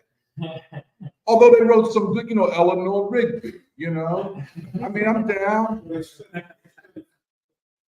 Yeah, well, and it comes from Black, but R&B, and I'll just end on this. We ran into my friend Foster Child. Foster Child's an alto player, composer, and he was with the band, and he was telling us, we were talking about William Hart Muhammad, the lead singer of the Delphonics. And I was trying to ask him, how do you compare William Hart Muhammad with the lead singer of the Stylistics, Russell Tompkins Jr.? He said William Hart Muhammad was ahead, far greater. And he said that William Hart Muhammad was our Pavarotti. Yeah, he said it just like that. He said that was our Pavarotti. And he said part of the thing is William Hart Muhammad wrote the music and the lyrics that they sang. So it was not that he had to reinterpret, let us say, a Cole Porter or Gershwin song. It was his own feeling. Yeah. Patti the same way Yeah. with Bunny Sigler from down the Tenderloin, but the great Bunny Sigler, who wrote a number of Patti's. In fact, she mentioned it at the concert. Okay. I think Bunny wrote "Isn't It a Shame?" Mm. And so here, this is from the same. So I think, and I'd say this to Ransom, I think that a missing part of, like Ransom told me, and I agree with him, that avant-garde jazz musicians mostly come out of hard bop. Mm. You know what I'm saying? Which is to me like saying they come out of Richard Allen Project. But I said, but don't you think that R&B, it has to be factored into it? I don't know that Ransom has found the answer to that question, but without answering that question, I think that R&B, as we go forward, will have to be acknowledged as one of the great artistic achievements. And I would say, even though jazz in all of its form might be the most advanced and developed form, I think that I believe this, that R&B is the equal of jazz. And I just say this, I think jazz has too often become the property of the elite. Yeah. And even in its avant-garde form, it has not touched people the way that R&B of 1960, let's say through 1980, 1990. I don't think it touched, I don't think, maybe if you take Train and so on, but there are very few. My last point. Serafina had told me, because she can sing Sarah Vaughan. She said to me, Doc, you want me to sing Sarah? I said, yeah, Serafina, I want to hear you sing Sarah Vaughan. She sang it. I said, but Sarah, I want you to be a rhythm and blues singer. Remember I told you? I think I remember, but I'll stop there. Let me let Joe go first. Yeah, I want to respond to something. Yeah, you can go ahead and all experience, they listen to jazz. Yes. My father said something to me that all his sisters. He said the biggest threats to white power structure is black jazz. He said the last thing they want is thinking niggas. A brother what? A bunch of thinking niggas. Black people. He said jazz makes black people repose, reflect, to intellectualize that is in consciousness. Okay. And he said that's correct. My father said, all of them, they will never let jazz be embraced by the black community. They will never. They said what they want is they want you distracted, they want you to dance, they want you to move. And my parents, they would have parties. And all the parties started, you listen to jazz for an hour. And then also back and listen to jazz, we don't listen to. Now we don't have fun. And they put on, that music, like they play. Louis Jordan. Yeah. Music like 50s, 60s. I think this. Fats Domino. Fats Domino. The music that you makes you do cha. I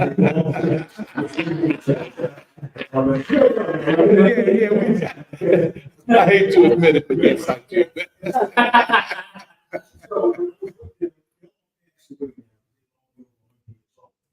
They sit there, they told me that, and all the young black men were there to the children, saying, don't use jazz, because jazz makes you think, and they don't, they said, listen, why do you think white people like listen to white European types of music? Because it makes them compose, it analyzes in their European context. Jazz does it for black men. That's why he was the first son. He was Muhammad. That's why he was the black. Okay? Because I want to break and close. this was their opinion, I'm not saying they were right, No, I but understand. that was their opinion. They But Joe, I'll say this. They were talking about an era before R&B, before Stevie Wonder. He was around here, Glenn, so remember. No, but I think it is true, but not completely. Right. I think the revolution of civil rights, but of course, jazz went there too. I mean, Yeah. of course, I mean, but then that music, that words and chords and everything said, you're beautiful. Like, I mean, a black woman singing to a Yeah. black man. Yeah. Your brown eyes, Yeah. your woolly Right. hair, talking like that. Yeah. Huh? I'm just Billie Holiday. I'm using, Billie Holiday, when she talks about elections, about truth. Yeah, I know, but that's one song. Yeah. I'm talking about a whole body of work. But but go ahead, Brand. So I'm sorry. You spiked something. You were talking about the negative effect of black pop culture of today. We talk about that. Primarily back then. But in general. Now, we listen to music, and one thing all black people have, all black people have, now, we think we're just jamming. That's what we think. But it's deeper than that. It's much deeper. Now, what I'm getting ready to say is not right.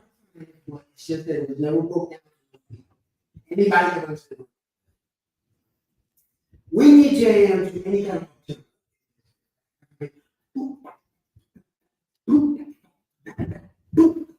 orchestra. When you jam to an up-tempo rhythm, something happens. We're in a state of mind, brainwave. It's called beta. This is normal working cancer. When you jam up-tempo, you very quickly speed up into something called gap. Now, here's what we were never told.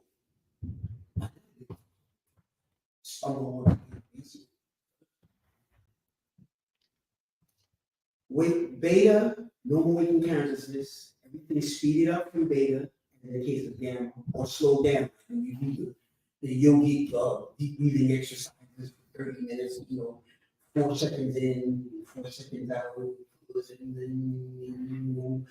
for 30 minutes. You slow down and go into alpha. But everything, I never understood, everything above, speed up, or below, slow down, is a form of trance, or let's say a receptive mental state. Now, here's the problem. The industry understands this. They know most of us don't understand. Once you have speeded up into gamma, those messages in that imprinted, and they have an incredibly more effect on us than we know. Now, this is the reason why.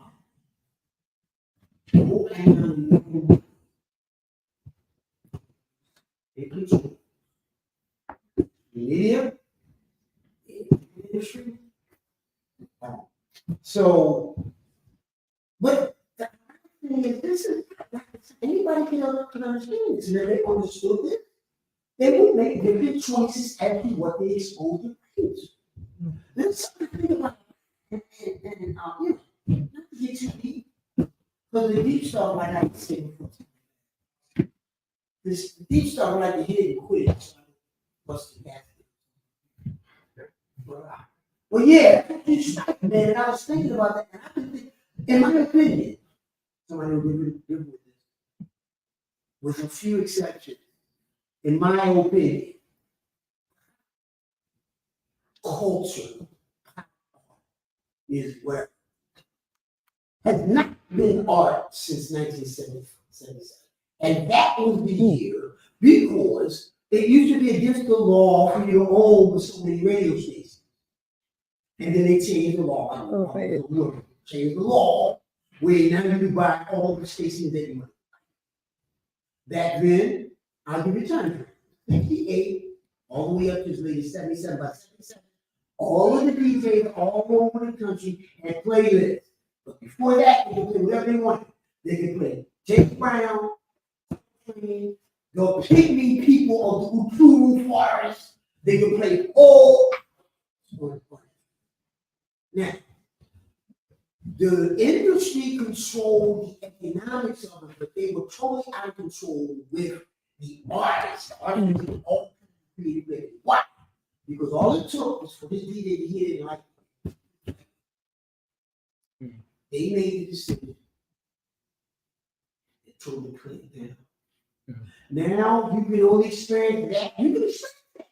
If you were representatives of exposure to that, now you can experience that on some other countries and underground. Now, because we everywhere. You go all the way. They understand. And then it's like the reason why jazz, for the reason that he gave in terms of the effect that jazz has for the money, but there's another reason.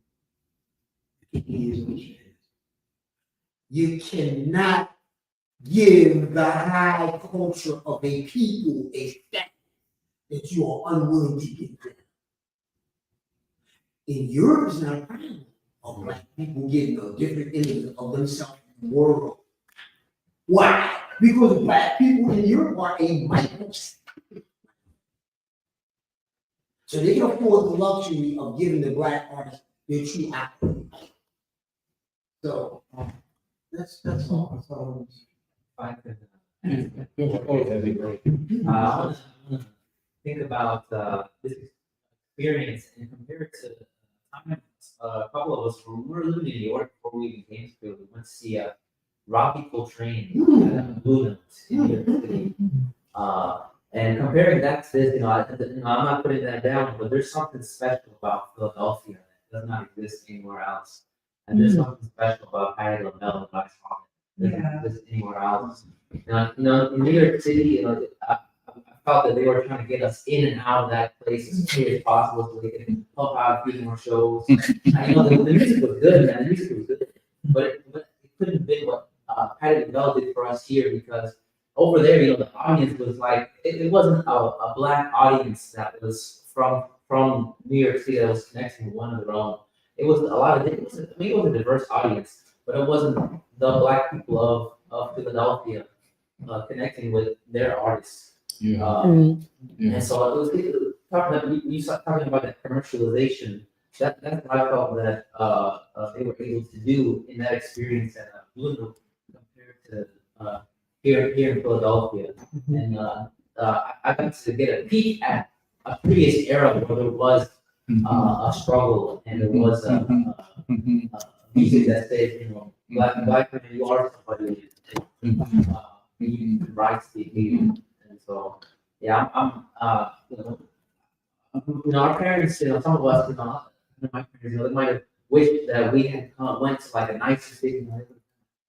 Hey, Lord, this kind of or something else like that. But Philly has been neglected, but they haven't been able to destroy that spirit, and that's why I live here with you guys, and yeah, this is special about this city.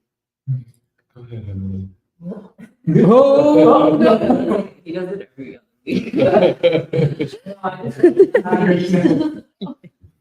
What? You couldn't mix it. Oh, I'm sorry. Don't worry. We'll talk. I just want to add to what you were saying, because I appreciate hearing what the show meant to different people and what stood out to different people, like what different things stood out, because you guys helped me put together in my head that what I loved so much about that night was that it actually felt like a pilgrimage. Like I thought it was one thing, but when we actually went, it became clear that we were a part of a larger swell, like a squad, an ocean impact, and like people moving towards something. And what was so beautiful is that I've always seen the Met, but that night it felt like a temple. Like something felt holy. And on Eddie's point, but also the point that other people have made, I knew that there are very few cities in the world where we could witness something like what we had witnessed that night. And then just this thing of the Met and seeing the interior of the Met and it filled with so many people who were so moved, like I felt like the church that night. I thought that the Met had never looked so beautiful, and it probably won't again, you know, for a while. But there was something very social and historical, and also this feeling of renewal that we saw that night, where, you know, I kind of think about it the way that I feel like Baldwin talks about it sometimes, where he says like the people need sustenance, or the people need to be fortified for the long journey ahead. I felt that that's what that night was. It was like a wrinkle in time where, I don't know, like things were just very locked in a very special way. Like we saw the past, but we also saw the future. But just this thing, like I loved hearing what people had gotten. Yeah. No, I agree, because I feel like in some ways it did feel like going back in time, but actually the thing that I was thinking about the most, it's more like a pocket of time, like a particular like stream of time. Yeah. Where it's like, because it's not really like, it is music that was produced by a history, and you don't encounter it in like contemporary pop music today, or performances, but it's more like, oh no, like it's more like a pocket that if it is allowed to widen or flourish, or expand, that this is like a possible avenue for people to go through. And yeah, just briefly, I also wanted to add the things that stood out to me were that Patti kept saying, "I love you" to the audience, and the audience kept saying, "We love you, Patti."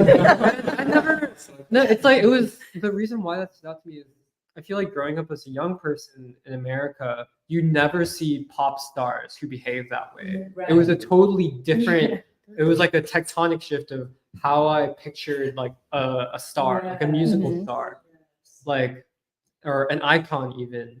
And that she was so like, on one hand, like she was kind of like larger than life, but also so humble at the same time. And like basic, and I never could imagine like a pop star like being like telling the security people, "Don't touch my people, like don't touch my fans, like they have a right to come up." Like I'd never seen like crowds of people leaving their seats to go up directly to the stage, like give her stuff, like flowers, like mementos, like things. And I don't know, it was just like a different, like a totally different concept of what like a musical artist or a star could be in the context of a people in the community. And then the other thing that I also really liked was when she brought up a group of men onto the stage, but she made a point where she was like, "Oh, I want both black men and white men to come on the stage." And what was interesting to me was like both that it was such a strong presence of Black Philadelphia, but also like who are the white people who came too?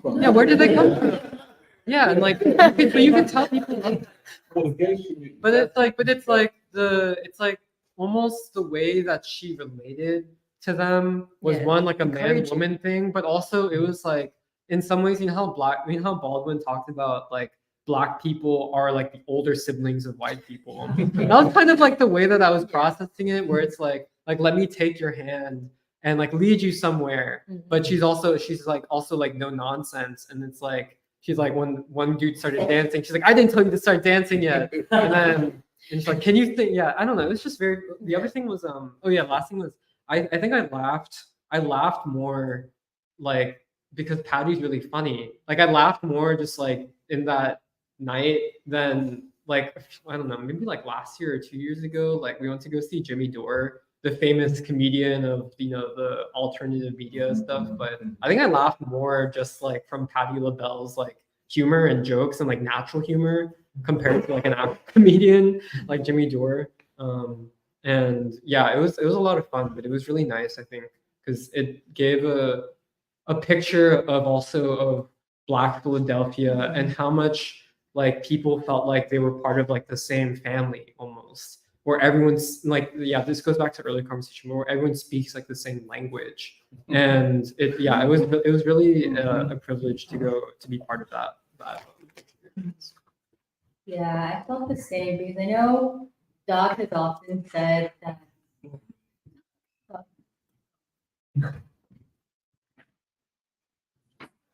it had to be. Oh, Yeah. okay, I'm sorry. No, I paused because I wanted to say something to you too, which is that no, because I feel like Doc has always said like before the preschool, I never knew Chinese people, and it is true because I think growing up for me, I didn't know Black people, and because yeah, I've been reflecting a lot too on this thing because of the Patti LaBelle concert too, where I think yes, because of the preschool over these years, I've met people beyond, you know, I think previously I just knew Chinese people or they were Chinese Americans. But I think because of the preschool, I've gotten to know, I mean, not just Black people, also Indians and Pakistanis, all of that, right? And it was such a privilege to be there because, you know, when we went to the Met, we were waiting on I think the cross section of Broad and Poplar. And so we're just waiting. And so as we were waiting, we saw all these Black people who were so dressed up. Yeah. Like Doc is like, I need to go home and change. Yeah. Represent. And then we show up and I was like, oh shoot. Like you were serious because people, you're gonna run into people you know, and everyone's so well dressed. You know, so well dressed, so dignified, and so joyful too to come see Patti LaBelle. And it made me also think a lot of like Barclay Hendricks's paintings because his paintings are also from actually from North Philadelphia, right? But it's go ahead. Yeah, and his paintings are of these like beautiful Black men and women who are dressed so well in all these colors, like hats and coats. But I think as I was just standing there, more so than anything, because similar to Serafina, I like prefer the male voice too. But I love being there because I saw how happy people were, including Doc and Serafina and all these other men and women who were just so happy to see Patti LaBelle and what she meant to them. But as someone truly of like that they saw themselves or that they saw as an inspiration and as a source of hope too. Because I think there was this woman who went up and said like, you are my inspiration for continuing to want to sing. And I think for that too, it's also why I feel like that's also the side of America that the world has not yet seen or knows. Like even as we were talking about China and India earlier, that's not the America that the rest of the world knows, but it's also the one that the rest of the world has yet to know in order for there to truly be change. Oh yeah, yeah. Go ahead. I think that's the way I feel. It's such a gift and so neglected. You know, I don't know that you could go to a school of music and study R&B singers, iconic figures, Aretha, Patti. I ain't even mentioned Luther Vandross. Yeah, or Marvin, of course, and Donny Hathaway. I mean, we're looking at a level of art and virtuosity. And, you know, myself having, you know, spent a lot of my younger days in choirs, you couldn't have a choir anywhere near me without me joining it. And throughout Lincoln and so on. And then my friends who I would talk to know the human voice. And when Foster Child said that William Hart Muhammad is our Pavarotti, you know, of course, the Italian tenor has a different technique to achieve different aesthetic purposes.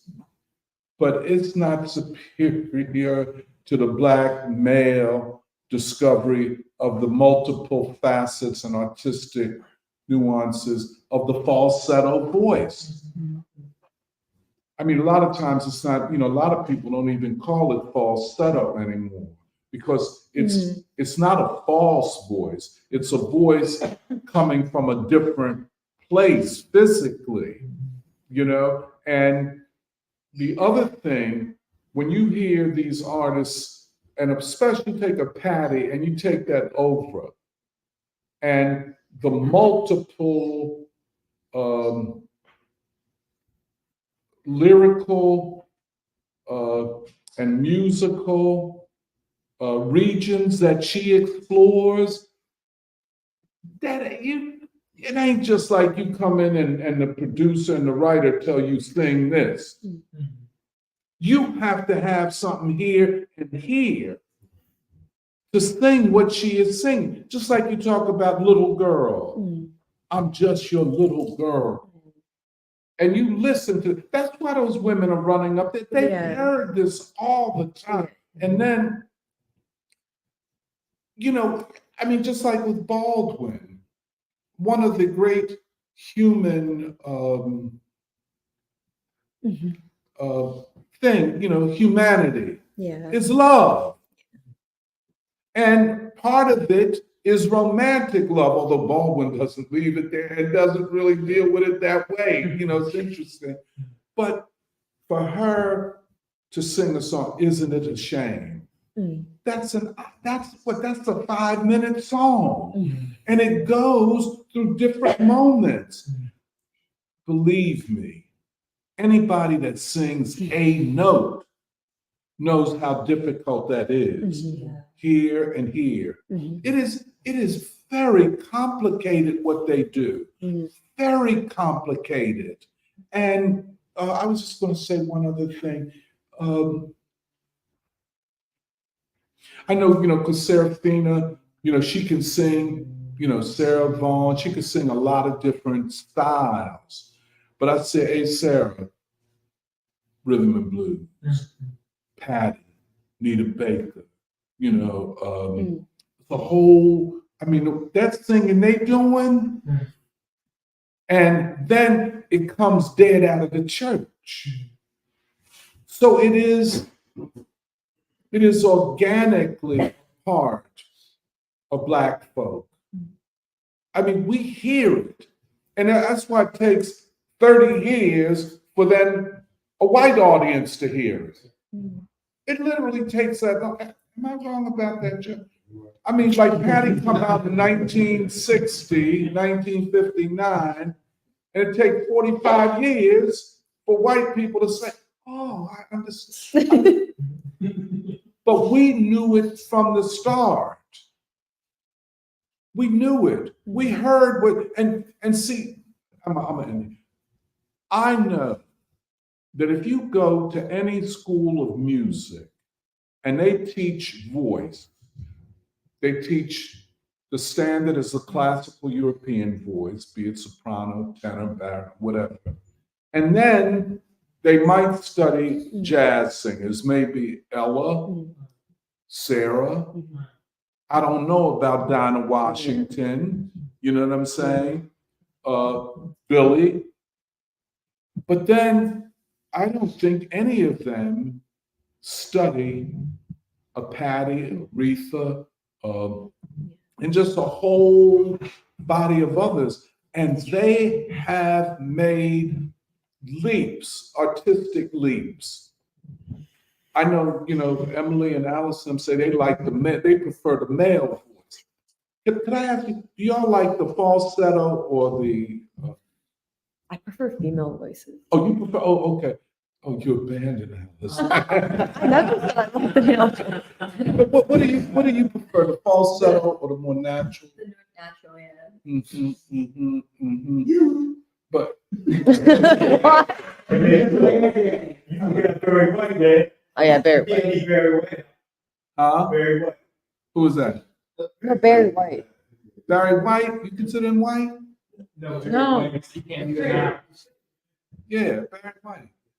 I mean, I'm sure the R&B. It was what? It's, And the white folks came on the very quite late. oh yeah. And they were, he became like the music to have a baby by among the white community.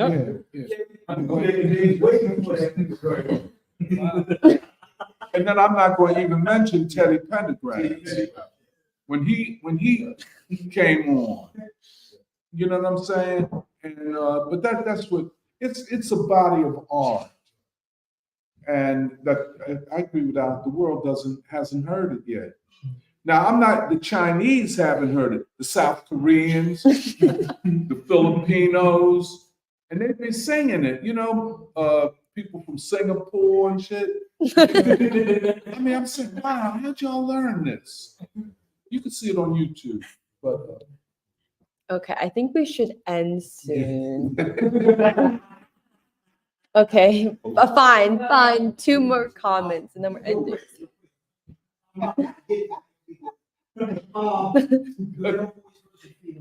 Yeah. The whole thing with the voice choirs, he had a voice choir.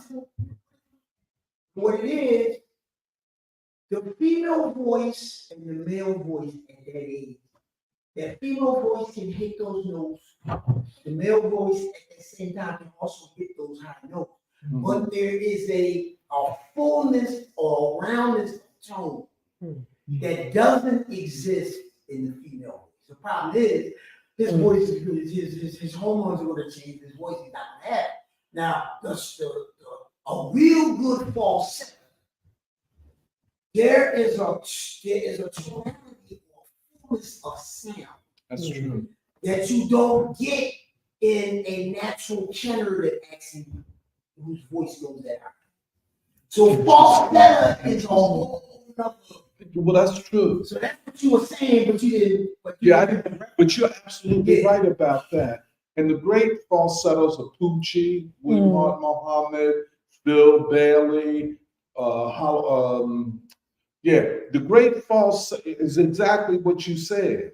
Nothing is lost. Right. In fact, they call Russell Tompkins Jr. a countertenor, which means that his voice is at the level of a mezzo soprano. A mezzo.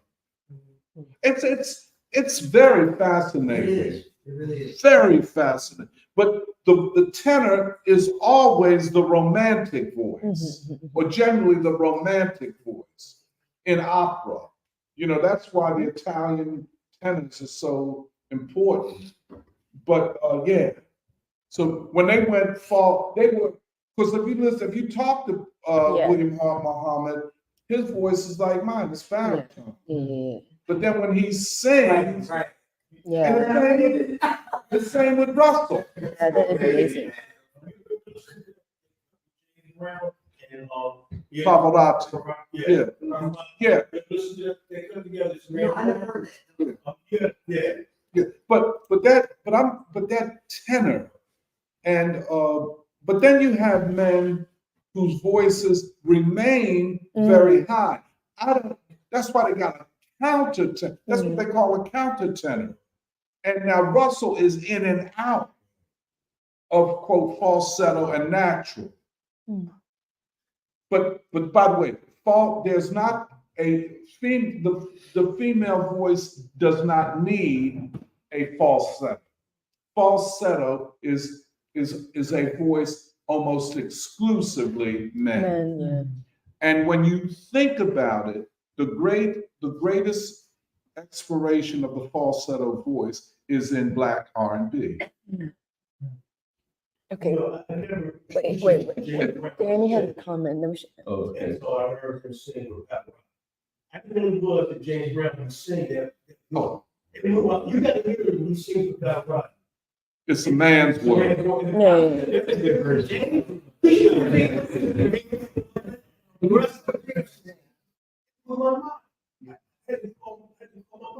Yeah.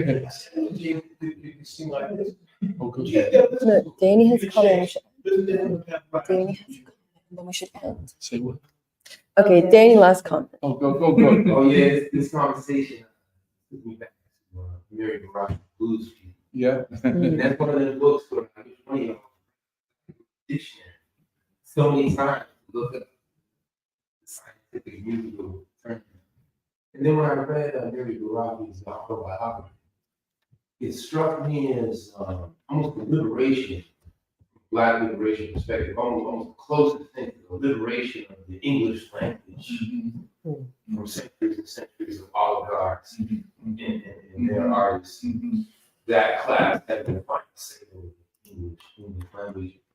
And growing up on Tupac and Scarface from the Ghetto Boys, I don't 100% put Scarface in the same category, but there's a very soulful hits, which he called the CNN of the streets of the ghetto. That real original hip hop, which is still out there, it's completely suppressed. It's underground, but you can feel the ancestral tradition. You can trace it back to jazz in the blues. We get the Meek Mill and Jada Kiss on the way here. Meek Mill. And again, the spiritual. And I don't know about it politically. Y'all educating I've heard this and that. Zionist. No. You didn't know that? I take back everything I said. Even before October 7th. Oh my goodness. Oh, yeah. I thought he was on the people's way, but anyway. No. That's what. Oh gosh. I'm sorry, man. And the final point I want to make, just coming from my town, parking around here is atrocious, right? Oh, It's yeah. like $45 for a lot, so me and John go in circles trying to be on time, right? So I obey every law, do everything right, pay the money, and these criminals still give me a ticket, right? And I can't let individuals, they're not gonna break me, but I mean, that's how they break us. Even when you're following them, they don't give a fuck about you. And we try to organize in the Bronx because you go to the Bronx, all these courthouses, and if I don't pay this, it's going to tow my car. And so it's that extra tax just for being working class. Yeah. So Yeah. I couldn't help but share that, Well, we're going to get ready to go on that note.